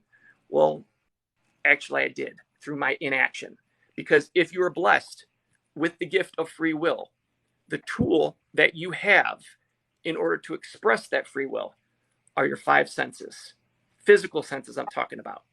So if you see something in front, you experience something, you use your eyes to see it, your ears to hear it, you feel like it's not right, and something doesn't sit well with you, and you allow someone else to talk you into something different through fear, then you're not ready yet to have a God who is yourself. If you need a God outside of you to tell you how to behave, you're not ready for those spiritual gifts, which is why the first step I want to focus on with everybody is we all have one enemy in the universe. It's all the same, and to each one of us, it's different, and it's our own fear. And so that's what my TikTok's going to be about. So getting past the fear allows you to shed the lambskin or the sheepskin, wolf in sheep's clothing. You become the wolf when you're able to walk as the wolf in the sunlight and not have to just come out when there's a full moon. That's when, after you master that part, okay, which is conquering fear of the known, then the last step, the last fear, is fear of the unknown. And that is when you have to focus on fear of the unknown. It's when Jon Snow gets killed, transforms from the Stark wolf into the Targaryen dragon that he truly is. So that third step is all about taming your dragon. How to tame a dragon. Absolutely. And what I'm seeing when I see these dragons and these pieces, it takes you back to your original form, which was the Adam and the Eve. So before Eve was cut from Adam, according to what I've seen, we were like dragons. And these dragons, uh, well, think about, I know that the Bible is, if you know how to read it, if you're an alchemist, you can understand that to be able to control the heavens and the earth and under the sea and above the sea. And even if you listen to Puff the Magic Dragon, if you pass away like little Jackie Paper or Johnny Paper, and you do not realize that you are the dragon, your dragon self is so sad. And think about Puff the Magic Dragon who lived by the sea. Mm-hmm. This little Johnny Paper, he said, and Johnny Paper came no more. And so the Puff the Magic Dragon went into the cave and cried tears and didn't want to come out again. Mm-hmm. And this is, I mean, it's all over the place. Jack and Jill went up the hill to fetch a pail of water, but Jack fell down. So many Wow. of our pieces of ourself and broke his crown. So when we break our crown, well, who comes tumbling after? Jill. Mm-hmm. All right. So Jack and Jill have to be together. We have to be Adam and Eve. We have to work at the same frequency. We have to awaken, and we have to have no fear and have the heart of a child. Then Jack goes up the hill, gets the pail of water with Jill, and Jack doesn't fall down, neither does Jill. Mhm. right? And we end up ascending. I don't know how it works, but you know what's so weird is that that symbol that you brought forward, John, was this what looks like a musical note, and it actually looks like a rainbow Yes. bridge. So you made this dome with this half dome musical note looking thing, Mad Hatter hat thing, which is frequency. So you go up the frequency over a rainbow bridge down into another world. I've seen this so many times. Yep. And so for you to bring it forward in quantum mechanics style, I'm just like, Well, damn. this is what's so awesome about our teamwork. This is exactly it's the full circle. It's Yeah, you're one side and I'm the other side. Okay, yeah. so whenever so all of the kinas that we've been talking about, that's the rune that we just talked about. It's the two pieces. So these, right? Yeah, This yeah. the male and female kinas. When you see those, when those are in your pieces, to me, so what kinas means, it's a rune that means your internal fire. Okay. Okay. Sometimes it's also represented as a torch on the outside. Hmm. Your internal fire is your internal love, your male and your female energies. It's nothing to do with identity, sexuality, male, female. It's nothing to do with that. It is about giving and receiving. Okay. Every Okay. time you do something in your life, you are giving something to someone or to the earth, right? That leaves an empty spot in you, which means you are, whenever you give, you are also receiving. This is why this goes back to the whole thing of not engaging. Hmm. Is as soon as you engage, you are giving the gift back and forth. The rune Gibo, which is the X, the opposite of Kinas. Hang on, I'm not. Oh my god, the backward thing I can't do. It's like brutal. Gibo, Yeah, that says it. you know what the meaning of Gibo is? Gift. So understand that when you engage with something, you are giving, and both parties are giving and receiving, which makes an energetic connection. So when I see, when you, I think personally, the reason you keep seeing all those kinas one way or another is it's a message to that person about balancing. Yeah. So are you the kind of person who focuses on themselves more than others? Or are you the kind of person that focuses on others more than yourself? Okay. Hmm. They're both equally the same energy because they're the opposite side of the pendulum. Okay. What you need to do is you need to pay attention as much to yourself as to the outside of yourself because it's always an And exchange. this and exactly what John is saying is in the Sorcerer's Crossing. And the Sorcerer's Crossing talks about your Oh, as a ethereal sorcerer? body. Yeah, being a web. So basically, your luminous body is a ethereal net that surrounds your physical body, and this web of energy gets torn to shreds during daily living. Huge portions of it can become lost or entwined in other people's bands of energy. If you lose too much of that vital force, you can become ill or die. And so, this book teaches you how to use breathing techniques, and basically they call it hunting for power like a warrior. So let's say that we, through habitual thought, what is worship? Thinking about someone. If you think about a politician, you think about a famous person on the front of a magazine, you're watching a show and you're indulging in that person's energy. You don't realize how powerful your mind is. Your mind is like the golden compass. You can literally, on the dream realm, go inside that person's body and see through their eyes. And when you do this, you will carbon copy how they feel, what they think onto you, where suddenly you're depressed and upset when you didn't know that you let your dog, which is your thoughts, run into the garden of the Wicked Witch of the West, which is the World Wide Web. When your dog goes into the Wicked Witch of the West, your Taurus field turns into a tornado. And this tornado will take you to a alternate timeline that is not in your favor. You'll suddenly see Munchkins, people who are ignorant and muggles or short of understanding. You're back in the moon energy.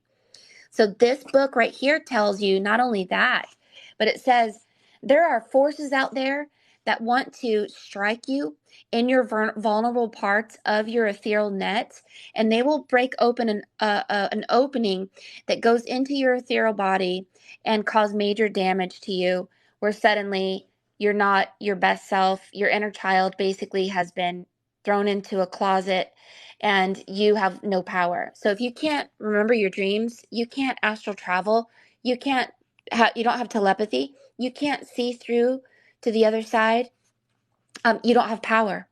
So you have to hunt for power through sun gazing with your eyes closed, grounding, everything John was telling you about, making sure that you don't have any fear so you can ground with the earth. Because if you're cut off from truth and life energy because you followed death through your thoughts, this is all about not allowing your dog, your mind, to run feral. So that when you do walk the golden ratio, the yellow brick road, and you go to the Wizard of Oz, who was full of hot air balloon, the false god, your dog will finally expose the false god instead of going into the garden of the Wicked Witch of the West. When the false god has been identified, then suddenly he will go away in a hot air balloon, and you will fly over the 7 colors of the rainbow like a pretty little bluebird, except you wear a blue dress. And this is the truth of who we are and what the power of our mind is in this book here, The Sorcerer's Crossing. Don't let the word sorcerer deceive you. There are many sorcerers who care more about personal power than anybody else's feelings. What John is saying and what I'm saying is it is a mutual. For instance, I send a ball of love to you, you send a ball of love to me, or else game over. But if you're corrupt and you have someone else's energy and you're entangled in falseness, this game doesn't work. It has to be mutual, it has to be even. That's why you don't give your energy to people who are entangled in the matrix or the web of lies, the false god, the And this is wizard. the biggest aha moment to understanding how to maneuver through this illusion that we're in is that once you understand that everything that happens on the outside is controlled from the inside. Okay. And I know everyone's heard that before, but let me give you specifics that connects what we were just talking to. Okay. So if something on the outside happens, you either engage with it or you do not. Okay. This includes even your thoughts about it. Thinking about it is engaging with it. So the way you are able to control everything on the outside of you, you conquer your fear. All right. There's steps to do that. Mary and I are gonna work on this in sequence. Conquering your fear allows you to shed the sheep's clothing and become the wolf. Okay. When you're the wolf, you break the egg from the inside. What is the egg? It's your aura. It's Yeah. your aura. All right. So and how do you balance out the shape of an egg into a sphere? Well, what I just said, you balance it. You balance it with the parts that create a square so you can circle the square. Okay. You're eliminating that other part that you don't need. Where does the sunlight and the moonlight come from? From outside of us, right? Once you believe and you know and understand, you don't need anyone else's light from outside of you. You use your own light from within you. And once that, you are able then to transform from the wolf into the dragon. But before we get to that point, we're just working on the lamb to the wolf. Okay. Here's the way you conquer when you conquer fear. Okay, the actual mechanism that happens that I just talked about breaking the egg from the inside. When you engage with lower vibrational, so anything that is lower vibration, okay, it's artificial. Our spirit is not supposed to experience it. It is artificial. It's not something that is made up. All right. When you are any kind of fear in you at all, what it does is it blocks your root chakra. Mary talked about grounding. Grounding is connecting consciously with the earth. This is how you start.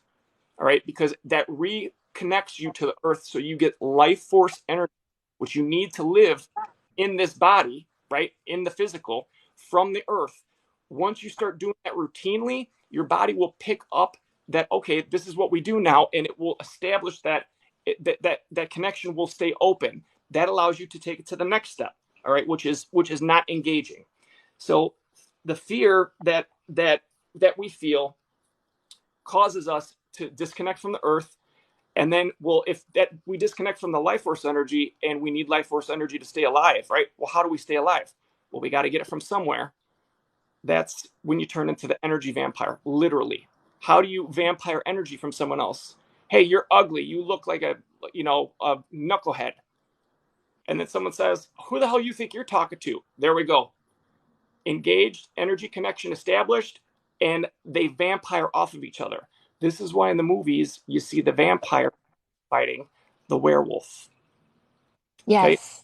So if you any kind of fear you have, your root chakra is blocked off, and the only way for you to keep living is to get it from someone else. That's why in all those water experiments, Dr. Emoto, he had 3 things of water. The first water, he said, "You're beautiful, I love you." Okay, with rice. The second one, there was the same thing, rice and water, each one. The second one, he said, "I hate you, you're ugly," or something like that. The third water, he didn't say anything to, ignored. The first one fermented, smelled good as it was transforming. The second one turned black. Okay, so they responded to that energetic connection. But the third one that was ignored was rotten, terrible, was by far the worst. That's because those lower negative energies are still life force energy. They're not fun, they're not nice, they're not a nice experience, but it keeps you alive. And that's how this world has been functioning forever. And yes, and repeat that again, John, because I Yeah. was going to say something about that. Oh yeah. Okay. Yeah. So and then one last thing about that part, and then I'll repeat it. So the Yeah. word dog, right? Man's best dog. Well, Yeah. why is the dog a man's best friend? Because it's obedient, because it listens to what it's supposed to do, and because you can control it, right? There is a very strange, it's an artificial star. It's called the dog star. It's called for Sirius B. Okay. Yeah. It spins 23 times a minute, which is super fast and is super dense. 23 just so happens to be the amount of chromosomes we get from each parent. Okay. This goes into the actual structure of what we're really in. We'll get into another time, a lot of details. But why do they call it the dog star? Because in my opinion, in my belief, based on what I will teach, that dog star is they have observed it exchanging not only information but particles with Sirius A, which they call the magnetic sun. That is how they are able to manipulate our entire world from the outside. All right, dog. What is dog spelled backwards? God. God, right? God, and here we go. Yeah. This is an artificial etheric being. This is not the creator. This is someone pretending they're the creator. So if God controls us, then the dog is the controlled wolf, right? What is wolf backwards? Flow. Flow. They don't want the energy to flow into you. They want to. Damn. That's so true. And look at this is what your dragon is telling you right now, John. This is your dragon, by the way. Oh. There's a pot flowing out, and your dragon is talking to you right now saying, there's a fake pot, but there's a real pot. So one of them is invisible. You can't see the waters flowing, but this one you can see the waters flowing. And for some reason, your dragon is showing you like an egg, but and I'm telling you, this pot has ancient writing on it. It's old. Oh, and it says, it says mama. Um, um, and so your dragon is literally telling us right now that we shouldn't look at the seen, we should look at the unseen. And so, Sirius C is an invisible star, right? Yep. The dog star. So this invisible energy is very important. I think that, well, you have so many things coming forward here, but there was a part of you where, like, here you are as a child, and you're in an egg here, and you're on a pillow with a blanket here, and so it's like your dragon. You guys, if you want to see what your real form is, it is a dragon ultimately. Now your dragon can shapeshift. So sometimes you are the lioness, you might be Sekhmet, you might be a wolf, you might be, and these are communications from your dragon. Your dragon is alive and wants to connect with you. So actually, literally, your dragon has words coming forward and and really just says now. Do you see that word now? N-O-W. Yep. The time is now, and it's now that we realize that our eyes are like holograms, and so don't trust our eyeballs. Our eyes need to be see with the eyes of spirit. See, notice how this dragon has no pupils, right? Notice this piece of art right here that I did a long time ago. The black eye of the pupil, that blackness there. These black eyes are false. And so what your spirit is showing is look at the eye of Iris. Iris has no pupil. I have no pupil.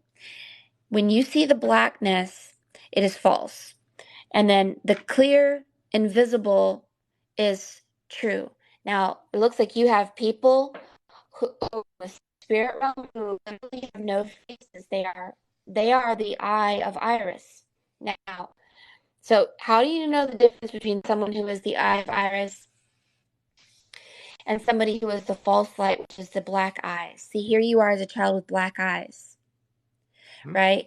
And you have this egg over your head.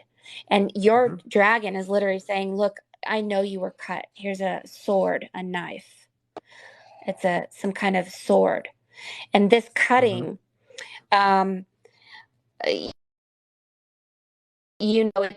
there's contracts up here that we signed contracts through our ignorance. We were the scarecrow. We were the Tin Man. We were the shaman blame lion.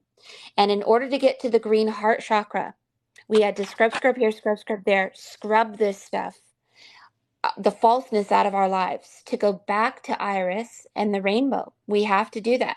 It literally says now, but I want you to know that the letter N is two ones together with a bridge in the center.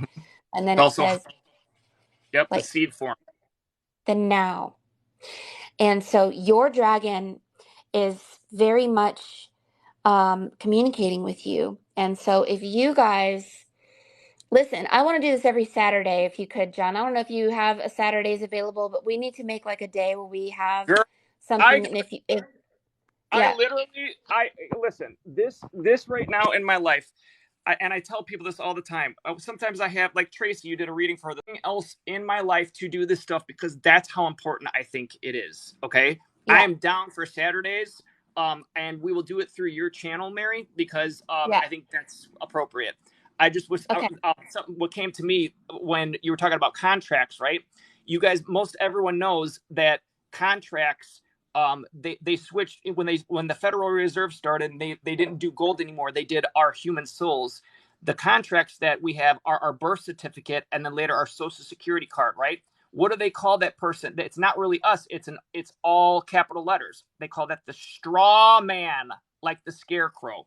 I just did that Yes. when talking about that, Mary. So I just had to share. It's almost like your dragon is trying to tell you their name, and so it's not your name. So there was this man that turned you into what you are now, and it's a bearded man, and goes like this, and he's the one who, with an invisible hand, cut you. He has black eyes, so you were cut. Many of us were cut. That's why we're here. But you aren't just yourself. There are other dragons. Now there's the false dragon. This dragon actually has pupils. So I don't know where the false dragon comes in, but these beings created the false dragon also. So there's something about that. We can talk about that later, but this is a dragon with pupils, and that's not correct. So anyway, Well, look at the dragon's head, Mary. The shape of the dragon's head, the true one, is like a V, right? yeah, And that's like a V, like with the jaw, right? That one yeah. is opposite. Oh, yes, yes, That's the yeah, masculine. yeah, yeah. So your dragon is androgynous. It's both male and female, Which and is bad. our original eyes weren't this. And so when the days of Noah return, which they have, we're going to start seeing things. And Noah means rest, number one. And Noah is the white eyes. When Noah was a child, would open his eyes and the whole room would light up. That's our original form. We are the bright, bright light with no pupils. So here's the thing. You guys see energies or symbols of things with pupils. I would have to say that that would be the false, because what I'm seeing and what I've seen in many, many pieces of art is this dragon has eyes. Okay, so Okay. that there's something going on with that, right? But Yeah. then this alien being has no eye pupils Mhm. So I'm here. going to show you this. This is I got to this, and then we got off on a tangent, which is the story of my life. I want to reveal Yeah. to you guys now something's going to blow your freaking minds. All right. So if this is the 5 to 3 interval, right, on the vortex. So what we're talking Mm-hmm. about here is 1, 2, 3, 5, 8, 13. Okay, so it goes like this.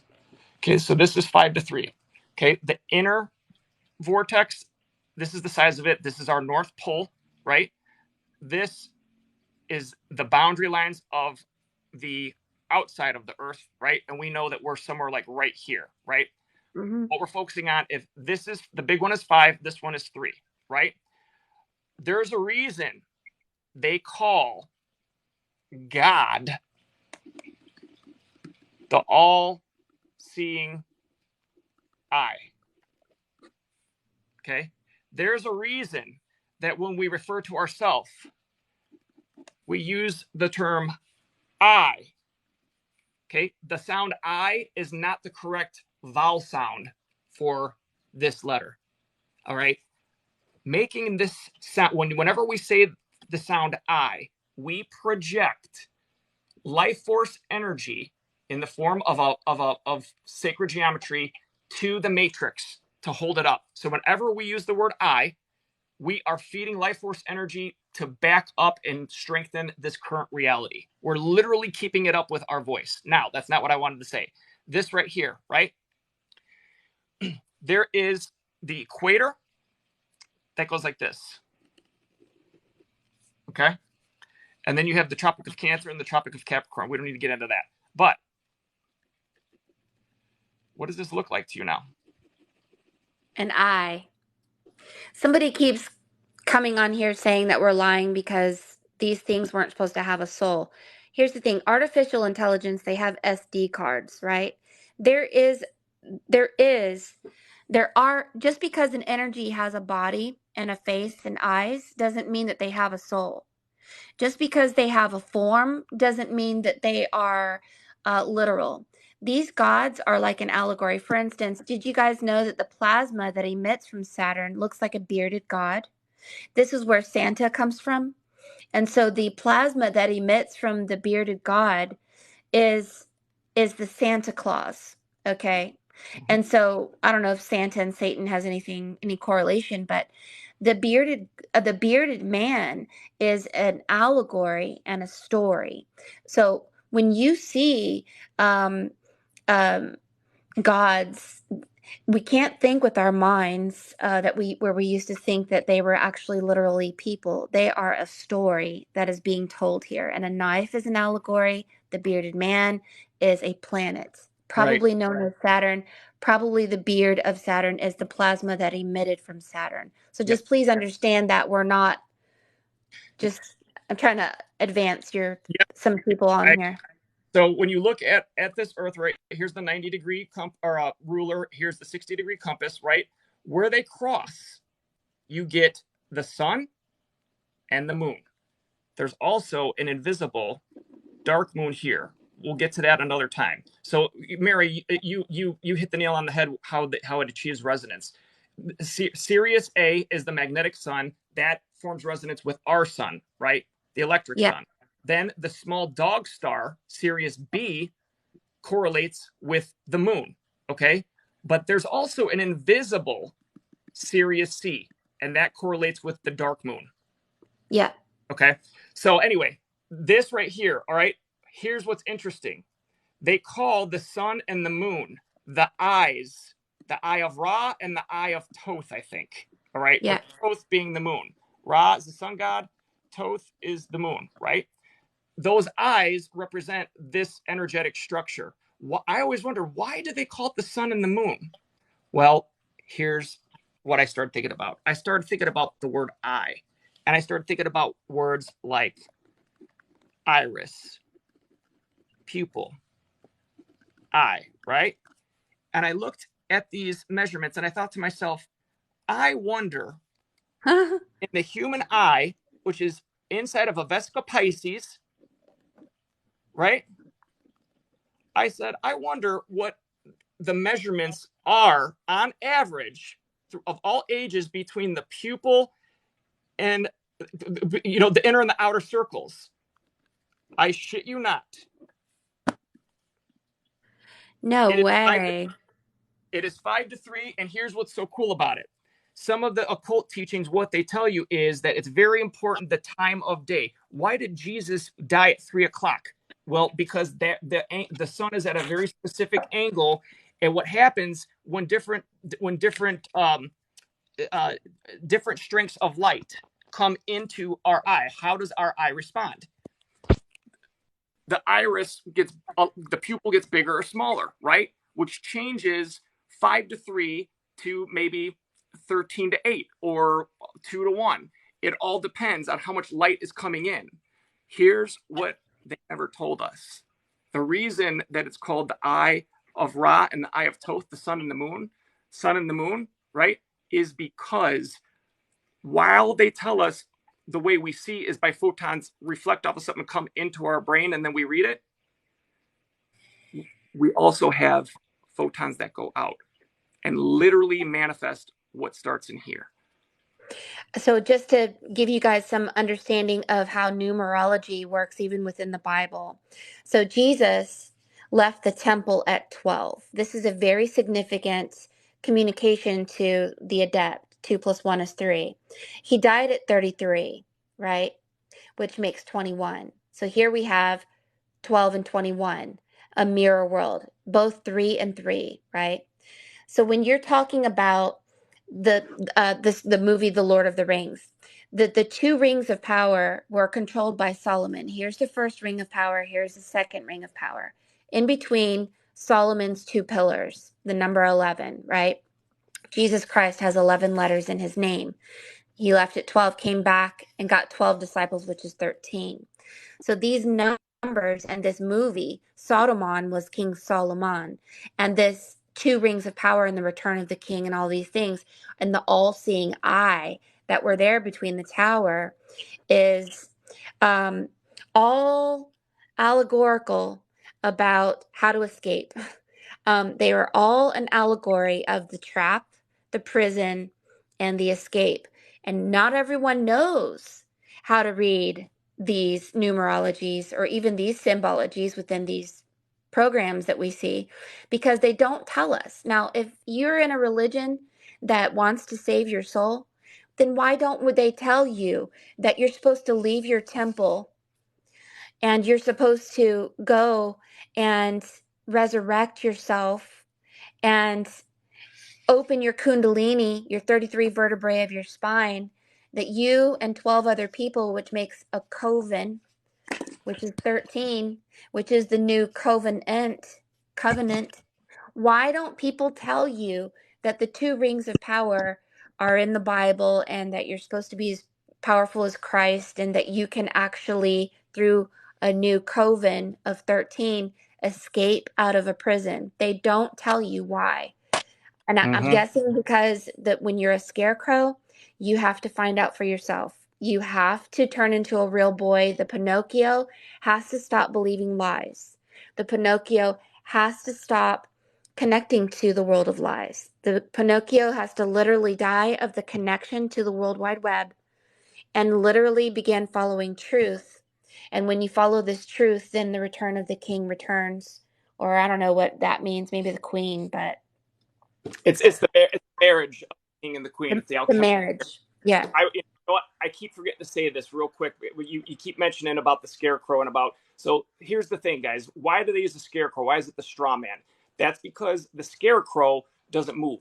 He's nailed to the cross. Okay, Yeah. like Jesus, like the Mm-hmm. lamb. Okay, doesn't fight back. What is the cross made of? It's made of wood, right? The story of Jesus being nailed to the cross, dying, and then raising 3 days later is the same story we see over and over. In Norse mythology, it's Odin. Odin himself upside down from a tree, the tree of life, the tree that's wood, okay? Wood would you do this for me? Yes, of course, because I can't move. I'm helpless. I am rooted into this reality and I have nowhere to go. Yeah. Okay. The whole thing about tree of life, they call it a tree because what happens to a tree? It sits there. You could do whatever you want to it, but it still produces fruit. It dies every winter and comes back every spring. Yeah. So that's why they do that. Now, this is someone asked before. Oh wait, I'm sorry. Someone asked before about how do you I forget. So you were talking about 33, right? Yeah. So so the way that everything is done in energy is once you establish resonance, two different things. Okay, it doesn't matter what you're talking about. We could be talking about me and Mary. All right, for me and Mary, because we're two different things, to exchange energy and or information, all you have to do is form resonance. Forming resonance is finding a place where we are the same so that we can overlap, and that becomes our channel. All right, we always see the number 33, right, as completeness, as total. We have 33 vertebrae, there's 33 everything, right? And I also said earlier that the proper way, it shouldn't be an egg, should be a sphere, and a sphere is reflected in physical reality with the square. So it goes from 1 to 2 to 4 to 8 to 16 to 32, right? That produces this. You produce the other one by starting with 64 and going the opposite direction. That's how you get your male and your female. But it makes 32, right? But Wow. so 32 though means there's 4 parts to us: electric, magnetic, diamagnetic, and dielectric. Okay, those are our physical, etheric, and spiritual capabilities that we have. You get electric and magnetic from your zodiac sign from when you're born. You get your diamagnetic and dielectric from your name, which is why soul contracts are so on point. This all third, so they all add up. 4 plus 4 plus 4 plus 4, right, is 32. No, it's not. What's my math? Whatever it is, 8 times 4. I'm sorry, 8. 8 is the number of our. When you look at a number 8, there's 2 circles, one on top of another. That is your physical chakras and your spiritual chakras. Each one's a circle, right? Adds up to 32. So you could say that 32 as a unit then becomes 33. They use that 33 then to establish resonance, and that's how they created the Fibonacci vortex, the golden vortex, the 5 vortex. They used it through this number because 33 divided by 3 gives you 11. Now we're offset onto a different pattern. 3 is the magic number that converts you from the way things are supposed to be. So 1 to 1, 2 to 1, 3 to 2. This is where it happens. This is where the crossover happens. And that's how they were able to get us off of the proper vortex, which I didn't draw, to this vortex. But you know what? There's something called the unfolding of the octagram. It's the same thing as when you hear someone giving themselves a magical name. The reason you give yourself a magical name is because those are the diamagnetic and dielectric energies of your new self, right? Your etheric twin. Okay, we all have an etheric twin that you can think of it as a horse without a head. It cannot hear you. It cannot feel what you feel. It cannot hear your thoughts. You communicate with it, this part of you, You by communicate your with action. your actions. Yes. Okay. It actually, the reason they call it a horse because think of your interaction with a horse. You get on a horse, you give the horse the commands, and the horse does all the work for you, right? So your etheric twin literally sticks out from your sacral chakra, sticks out of the front, that is parallel with the ground and 90 degrees to yourself. Any two things that are 90 degrees to each other are out of phase and can't tell each other is there. So what the unfolding of the octagram is taking yourself off of this step by step and onto the right one step by step. And then that horse becomes a dragon. That's why in the never-ending story, when Atreyu loses Artax, his horse, his etheric twin, his horse has to die before it comes back transformed as Falkor. Yes. And this is why, go ahead. Oh no, I was just going to say, each of us have the ability to redo your etheric, to reform your etheric twin, and then once you reform it into how you want to be or who you want to be, you pull down your higher self, you do the alchemical marriage, and you're divine. And there's a way to do this within this system. I'm working on it. I'm going to make videos on it. And anybody who wants to learn how to do it for themselves, Mary and I will help. Yeah. Because here's the story, because this story that you're talking about, number 32 here. We're in the darkness. This is the black eyes of the moon. And we went up to the sun. The number of the sun is 111. And we go up there and we go through a pole shift. So everything that's right side up gets turned upside down. Like, look at this piece right here. When this person died, the dead fish of like almost like died of Pisces. Here's the number 22 upside down. Then suddenly there's a Merkaba. Okay. And so what happens is when you die of something, I don't know what, maybe die of, or maybe you're saying that your double dies, your etheric twin dies. When the Twin Towers fell in the year 2011, and the Twin Towers is the number 11, and 9/11 equals 11. So here we had the number 1111. I believe in 2001, many of us died because it usually manifests outside of ourselves as like a twin tower falling over. So when our etheric twin died, we saw it as a number 11 or two towers falling. The Twin Towers is your twin that died. So my twin died in 2001. So when we begin to reawaken and ignite, this goes back to the Sorcerer's Crossing. You must feed your twin. Your twin has to eat. So pretend your twin is like in some kind of computer game. What does your twin eat? Power, life energy. There's death energy everywhere. So you're going to, cleanliness is godliness. Clean your house, clean your car, clean your diet, clean your how you operate. Because if you have a clean house and a clean car, and you water your plants and you feed the birds, and you love your family, and you have that childlike heart, and you're dancing in the rain, your etheric twin is going to be powerful. And then suddenly you will not be ignorant, and you've gone through this pole shift. So it is a pole shift, the two poles. Right now, when I keep telling everybody, seek first the kingdom of God within you, this means think only on sacred geometry and powerful, good, childlike thoughts, and watch your actions. Your actions are a prayer, because your etheric twin is your Atreyu. And when Bastion began to cry, Atreyu's world began to crumble. And it is true. So we have a responsibility to be the mommy of our etheric twin, so that we can finally raise our frequency and unite with the frequency as one. Am I off on that, John? No, hell no, you're dead on it. You don't, Mary, you are so odd. You don't ever ask me. Oh, yes, you are. I learn from you all the time. I just put my filter. That's all. Lord have mercy. Yes, you are right. Yeah. Yes, you're dead on. I'm sitting here with something that is going to blow everyone's minds, and I can't wait to.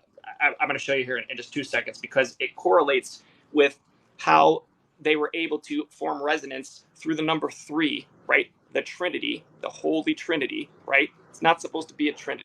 It's supposed to be 4, okay? The Father, yes, the Son, and the daughter. Oh, where'd the daughter go? Yeah. Where'd the daughter go? Well, I'm going to show you. Okay, copies. Okay, are you ready for this? Yeah. All right. This I'm about to show you. This is what I specialize in. All right, because I have a science background, it was really important to me to not only for myself, okay, right, because my belief system was heavily molded through understanding logically, right, and I did that through science. All right. Well, what that means is that in order for me to impact this world now and change it into what we want it to be, 5D, I have to find the points of resonance for my imagination to anchor to pull it apart and use the pieces to make the new one. Here's how you do it literally, like in scientific steps. All right. So we start out on the 5 vortex, right? we already said we want to move step by step off of this vortex and onto another vortex that I didn't draw. I keep on doing that and I didn't draw it. You guys know what I mean. All right. The 3 to 2 harmonic interval, right? This is the first interval that is different, that sets it, that causes the derailment of the train from the real vortex to the false light. This is, you can think of this as false astral light, white light, okay? 3 to 2. So the 3 to 2 harmonic interval is critical, all right? And this is where everything gets offset, okay? John, they can't see you. Oh,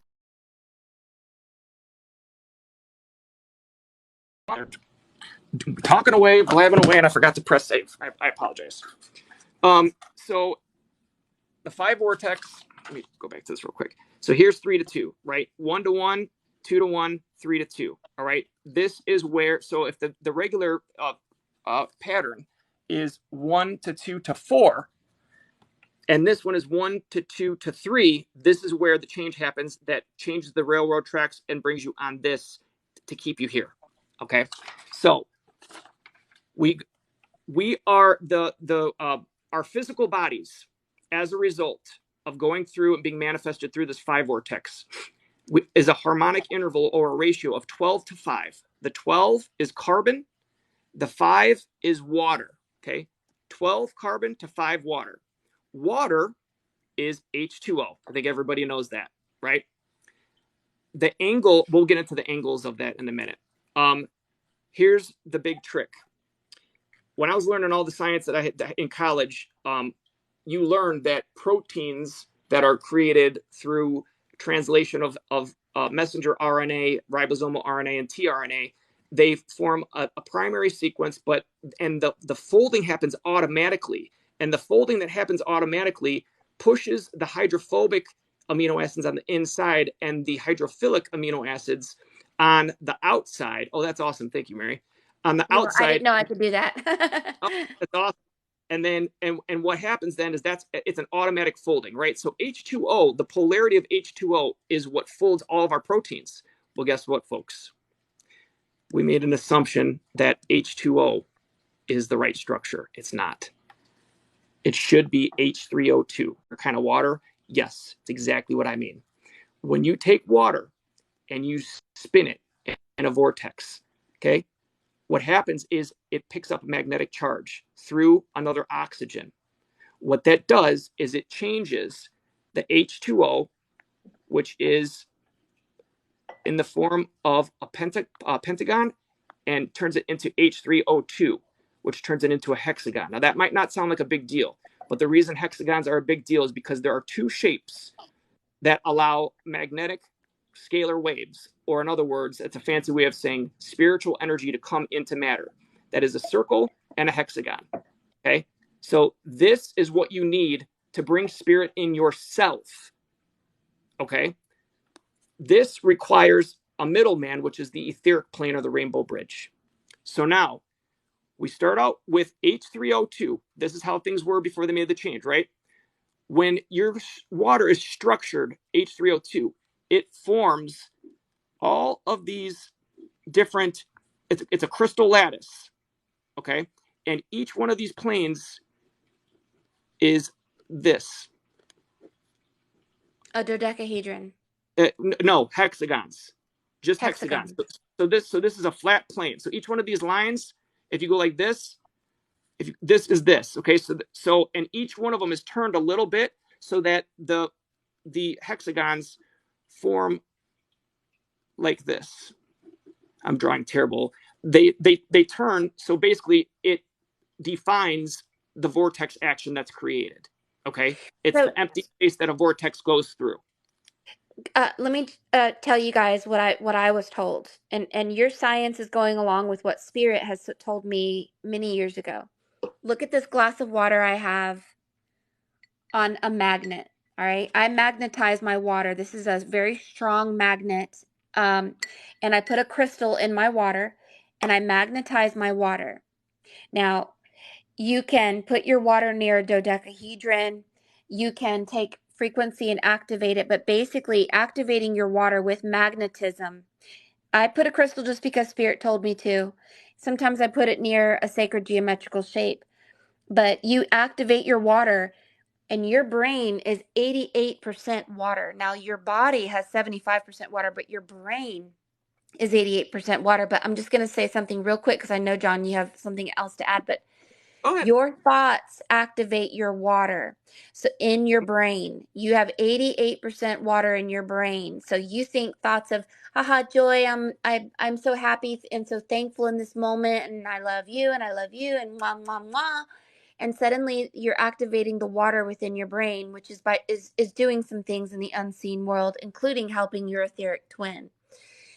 But if you wake up saying you're a jerk, I hate myself, I hate you, and you walk around because you're cross contaminated, just to let you know, if any of you have depression, anger, sadness, you've been cross contaminated. That's the truth. You are nothing, literally nothing, but joy. You are nothing but 0 point energy. So anytime we get a feeling that's not our own, we've either destroyed our holy temple through food or drink, or we've been thinking the wrong thoughts or looking at the wrong things. See no evil, hear no evil, speak no evil.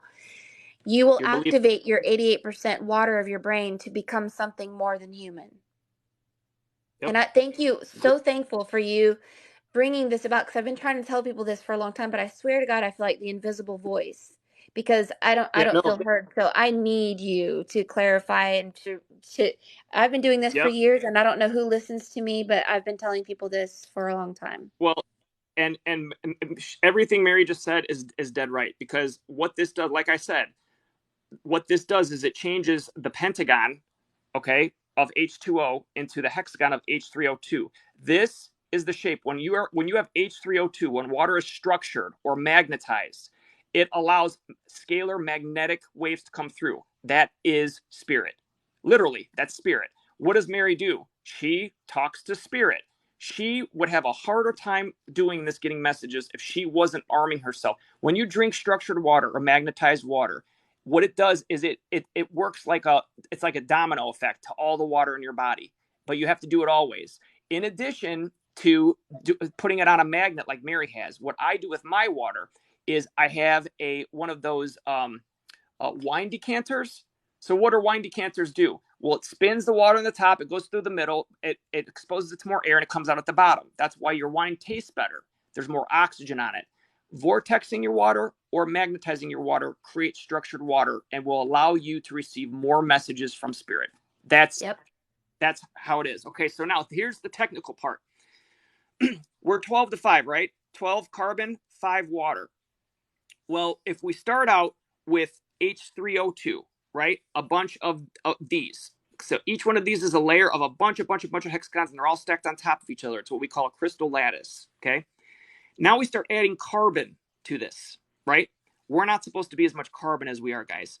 What happens then is the carbon is going to go in the water, and it's going to keep more carbon is going to keep going into the water until it reaches equilibrium between the carbon and the H3O2, right? This is what happens. Carbon is a pentagon, okay? Naturally, that's what a shape is. As you continue to add more and more carbon in here, it will keep going until it forms equilibrium. When it gets past 7 carbon, the difference between here, the H3O2 hexagon collapses into an H2O pentagon, and it has to form equilibrium with the carbon. The carbon then keeps building onto this, at which point it stops when there's 12 carbon and 5 water. This pentagon is what causes it, the pentagon of carbon. All right. Now I start talking about 3 to 2. Why the hell is that? All energetic processes are initiated or started by light, and after they're initiated, they're powered by sound. Okay, we'll get into the details of that later, but here's how it works. When a sperm fuses with an egg, I don't know if anyone's familiar with that, but the first thing you'll see is a flash of light from zinc. That's the light. That's the spark that starts life. Then it's powered by sound. Well, okay, what the hell are you talking about, John? Sound. And is there sound down there? Yes, there is. And you guys aren't going to believe this. Okay, every shape that is made of, whether it's energetic or it's physical, we're talking about physical. There's something called cavity structure resonance. All right. Basically, what that means is that the shape of something determines what kind of energy output will come out of it based on how the energy comes in here, moves around, and then moves out. When mama breathes, our lungs were genetically manipulated to be the shape that they are. Because when mom breathes and baby's down here, the fertilized egg, guess what frequency mom's breathing?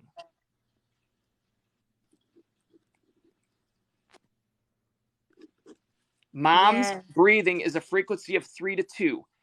That powers this to take place. The shape of our lungs powers the continuing process of life as it builds from a fertilized egg into a baby. It's powered through mom's breathing. Causes this. So mom's breathing is the power source right here. That turns this naturally into this. Yes, that's phenomenal. That's phenomenal. That's amazing. Now, It's like everybody wants some, and here's the problem with with getting people. See, I moved to the Springs. I live right by Vortex Springs, Ponce de Leon Springs. I live my well actually gives me water from the aquifer, which is spring water. And the reason we decided to move here is because we wanted to shower and drink spring water that was leached through limestone. Now, it has natural minerals and it's naturally alkali, right? Um, but you can alkali your water, but you need to make sure you have a well water, not fluorinated, chlorinated water. That's dead water. It needs to be water from the earth, like that's filtered through stone, and it can be just, well water. But you can alkali it a little bit more with a little tiny pinch of baking soda. Baking soda raises your pH pretty quick. So if you're acidic, you can alkali it with just a tiny pinch. I don't think that it's marketable to sell H2O3, is it? H3O2. Well, you know what? H3O2. So if they sold H3O2, I wouldn't buy it. And here's the Yeah. reason why. They put it in plastic bottles. Okay, Yeah. plastic bottles. You have to remember, your environment always impacts everything. The shape of the water. You can change water of H2O into H3O2 just by putting it through a vortex. Okay. What's interesting is that when water freezes, turns to ice, right? The angle between the hydrogen and the oxygen, right, goes from I forget what it is. It's like 112, and then in the frozen form, it goes back. It resets itself to 108. These numbers aren't right. The important part to know is that it changes. So every time, that's why every time I magnetize my water, I set an intention in the ice that I put in there so it stays that way for a while as long as it's cold.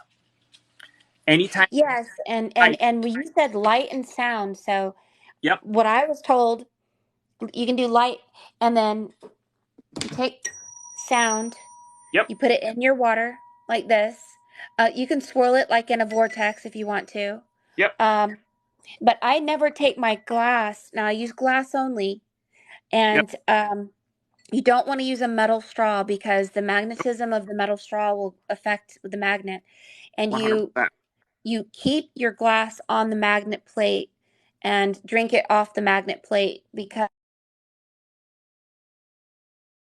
the magnet plate, I don't know what it does, but this is what I've been doing for years. Yeah. So the idea is that H3O2, guys, remember, it allows spirit to come in, right? When you drink H3O2, it turns the water in your body into H3O2. That's how everything's supposed to function. All right. The reason we don't live to infinity like we're supposed to is because of this is just one of many things. Okay. But here's the deal. When structured water, which is H3O2, I'm going to call it structured water, right? It is impacted by the environment. You can change water. One of the ways to reset water is to freeze it. All right. Anytime you freeze water, doesn't matter what kind of, because anytime you have a crystalline structure, which is what H3O2 is, it turns into a crystal, you guys. Water is a crystal when it's in this form. Yeah. Okay. So what that means is that crystals they hold energy. You can program your water to hold energy. And so if you're worried that your water is carrying something nasty, okay, freeze it and then come back. This is why when there are hauntings, okay, or poltergeists, it's any kind of big spiritual debacle is almost always by a body of water. And that's because the energy was trapped in the water and it keeps remanifesting it.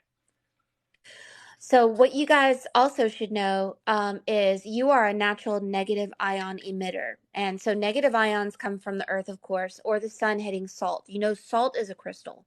It's a form of a crystal. And so you have tears made of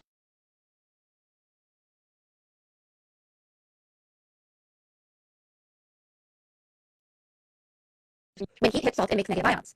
Your heart and this electromagnetic energy connects to the sun. The sun has an electromagnetic energy as also.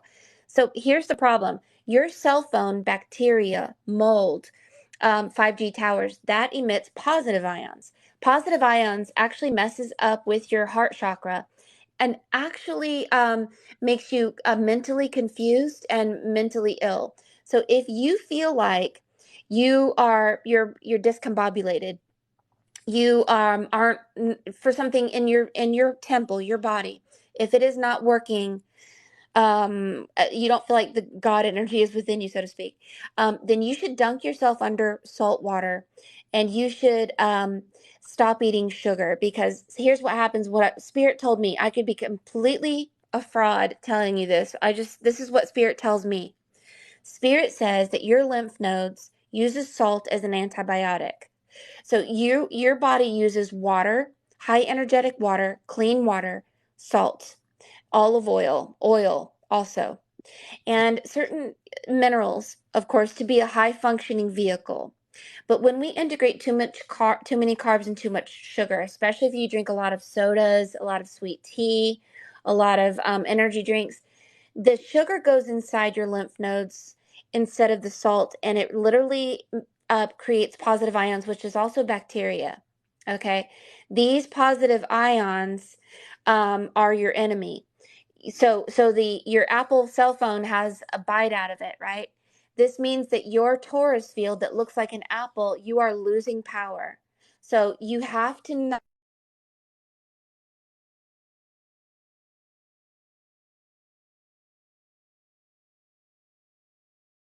not lose your grounding and getting your trees, going underwater, dancing in the rain, having a heart of a child, drinking water and putting Himalayan sea salt. Himalayan has over 84 minerals, can actually turn you into an oracle. Now, honey also was known to be the honey of the gods, because the mothers used to give their children honey if they were goddesses, so that they would become psychic. So there's something about honey and drinking spring water that is almost like the fountain of youth. So Yeah. I live by Ponce de Leon Springs, which is the fountain of youth. And so I have seen these truths a lot, and I don't know much about positive and negative ions. This is only, like I said, what I was told by Spirit, and I could be misunderstanding it. No, Mary, what you said about honey. So we'll get into bees. It's a whole topic in itself. For those of you that don't know, scientists are enamored with bees because their body weight, it's impossible for them to fly with those little wings. They don't know how they do it. Okay? The way that they don't fly, they levitate. Their wings have a structure on the inside. You know, the veins, they're not veins full of blood. They're hollow tubes. And when they move them with a certain velocity, a certain rate, what it does is it activates tiny little cones, microscopic cones at the base of it, and it makes a magnetic field. It literally puts a bubble around them. It puts a bubble in the ether around them, and they use their mind to fly Yes. where they want. That Yes, they and this is what we are going to be trained to do, and this is why John is here. John is going to teach us how to be a bumblebee. This is what Spirit is I, telling us right now. this is the first thing I learned. Okay, I'm big into flying, guys. So this is how it works. What it does. So bumblebees, there's a couple things. We always see bumblebees during the day. Do you ever see a bumblebee at night? Mm-mm. Never. If you look online, you can look at a little enclosure of bumblebees that are flying around with the light on. As soon as they turn the light off, they fall to the ground. That's because light starts that process and sound continues it. They need light to start it. All right. The reason that is because they are creating a bubble around them in the ether, using their mind to go where they want. Scientists could not understand how bumblebees can fly or levitate in a straight line for miles when there is a tornado. That ether, that bubble ether, they are literally disconnected from the outside. They are in their own time warp that does not affect them. Now, before we go off doing stuff and start flying around everywhere, there are things that the guys who learned how to do this with beetle wings, okay? And I have beetle. You guys should see what I have. Oh my god, I'm Oh losing my it. gosh, I can't wait to see it. But there, what when you generate an ether bubble around you, okay? You have to know how to do it the right way, because the way our bodies work, right? We're made of these. If each atom is one of these toruses, okay, that means ether comes through here, and it flows, right? If you turn this on its side, ether can't flow through there anymore. It can't pick up the water that's running through the stream, and that's when this will die. That's called sickness and disease. We'll get there. Yes. I'll show everyone how. Which is why the bite out of the apple is not a good symbol. Mm-mm. Your Taurus field literally looks like an apple. So think of Snow White and the apple. Bastion Yep. was eating the apple in the attic when he was upset. The, So the bite out of the apple you can also, it's the same concept as on the dollar bill, the pyramid that has this disconnect, right, to the yeah, all-seeing eye. Same yes, concept. We'll get to that another yeah, time. I want to show you guys this real quick. Okay, so H3O2, right? So in the beginning, right, you have H3O or H3O2, right? You have to start with this because that's how spirit comes into the body. It has to be there. So it starts out like this, okay? But so from 1 to 1 and 2 to 1, you have H3O2 plus carbon. All right. This is the 1 to 1 and 2 to 1. It continues to build until it gets to this part. Okay. This is when mom's breathing starts to impact it. So in order to get to the 12 to 5 of our bodies now, which is not right, of carbon to H2O via the 3 to 2 harmonic interval of mom's breathing, it turns the H3O2 into H2O, and the carbon stays as a pentagon, right? yes, That means we started out. So the processes that start out right here and here are the blueprints. All right. It turns off right here. And after this point, the false energies are used. But we have to have spirit in us. Otherwise, it would be a different experience, right? So yes. when we're at the 1 to 1 and 2 to 1, that is the process specifically of generating the blueprint for the rest of the body to follow. Okay, it's H3O2 hexagon to bring spirit through, and a pentagon of carbon. Hexagons are the portal between spirit and the physical world, matter, and pentagons or pentagrams are the geometry that contains spirit. So the two of these together, you have 6 plus 5 is 11. Does anyone know what the structure is? That's literally the structure of your DNA. Well, it also looks like beeswax. Yes, and that's another thing. One of the reasons honey is so good is because when the bees, beekeepers have the longest lifespan, because the vibration that the bees are putting out gets projected into the honey. It's also reflected in honeycomb and beehives, which is why they use a beehive as one of the symbols for the moon. We'll get to that later. But Yeah. then you get this, you add on, you keep adding carbon, so you get one more. This is the full DNA structure. That's a double helix, right? Here's the railroad track connects to this one. You get your double helix of DNA. We literally, you guys, our bodies, I could walk through step by step and prove that our bodies, our physical bodies, are impacted through this process, both energetically and physically. It's right there staring at us in our face. And so here we have the 11. Here's the 3 that I talked about. That's how it crosses over to this. And now here's the 11. 11 times 3. 33. 33. There you go. 33-degree Mason, 33 vertebrae in your spine. Jesus died at 33. So 33. Goes on and on. This is what I went back and forth with this for years. Is 33 bad? There is no such thing as bad or good. Okay, it's just how it's utilized. If something is being utilized in a bad way or in a way that doesn't align with the way you want to go, the only thing you need to know to not have it affect you anymore is being aware of it. Yeah. That's it. When are we going to fly? I am tired. Very, very soon. So what's interesting is that spiritual awakenings they're sequential, right? Remember I said earlier, it starts out, your first spiritual superpower starts out as observation. Not just observation, I see that. Observation to the point where you know the answer to every question of why something is the way it is, undoubtedly, right? Energy or information is carried by photons of light. Photons are light. Okay, that's why you hear about the sun codes. The sun, it's true. The sun is giving us codes. How does DNA change structure? It does it by moving electrons around, which changes the structure. Electrons are photons of light when it comes off the DNA.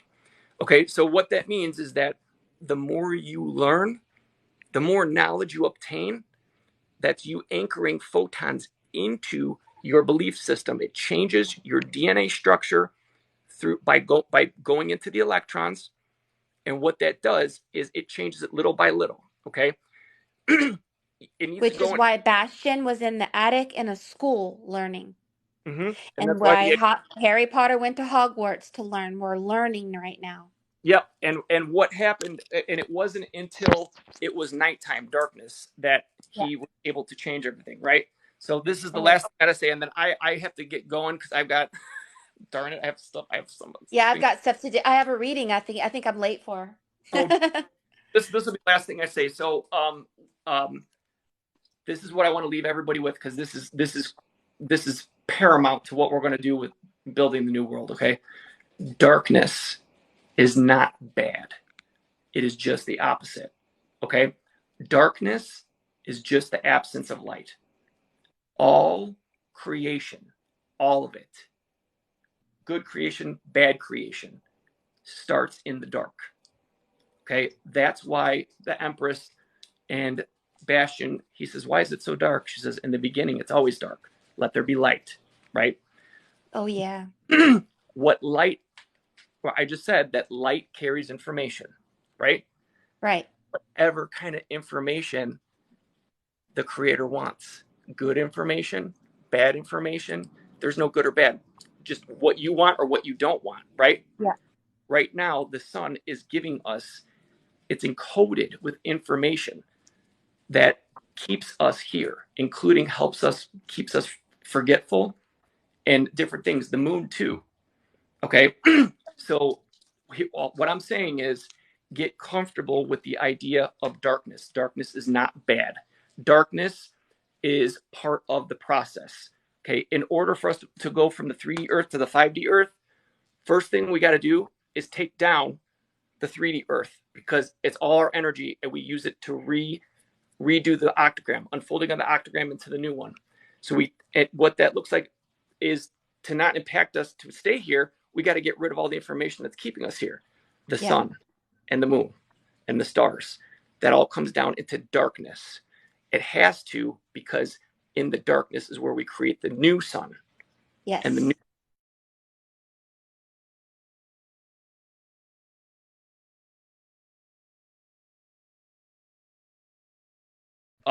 Mary, this was great. I know. Seriously, this was great. So I want to throw out there what I'll do, Mary, is I'll give you a list of kind of like topics that we Okay. can so that these Saturday sessions can be a little bit more structured. You know what I mean? So So people, you make the video what the topic is. I'll share it on my page, and that way we can just go from there, and everyone will know what topic we're going to have every Saturday, so that you guys can know the truth and see the truth, or at least let it swim around in your bellies. But thank you so much, John. For thank you. I feel energized. I feel like a bumblebee. Bzz, bzz, bzz. I can fly. Yes, I can. Yes, I can. Saturday, we'll jump into what we just talked about with the vortex mechanics. We'll talk specifically about the Platonic solids because there's some things that I think you'll be interested in knowing, Mary, about that dodecahedron, about all the Okay. Platonic. Okay. We'll talk about it then, guys. Okay. Thank you. Appreciate it. We'll see you guys soon. All right. See you later, John. Okay, Bye bye-bye. bye. Okay, guys, so I'm so sorry. I know that there's a person here who I know I'm supposed to be reading for today is Christina. So I'm going to be calling Christina. I'm going to be calling you in a minute. So I'm going to actually click out of here because I have to connect with Christina. I can't be connected to John because I will be drawing John again. And the dragon will come forward again. So Christina, I'm about to call you in 1 minute. I will click out and I will be back here within about 5 minutes.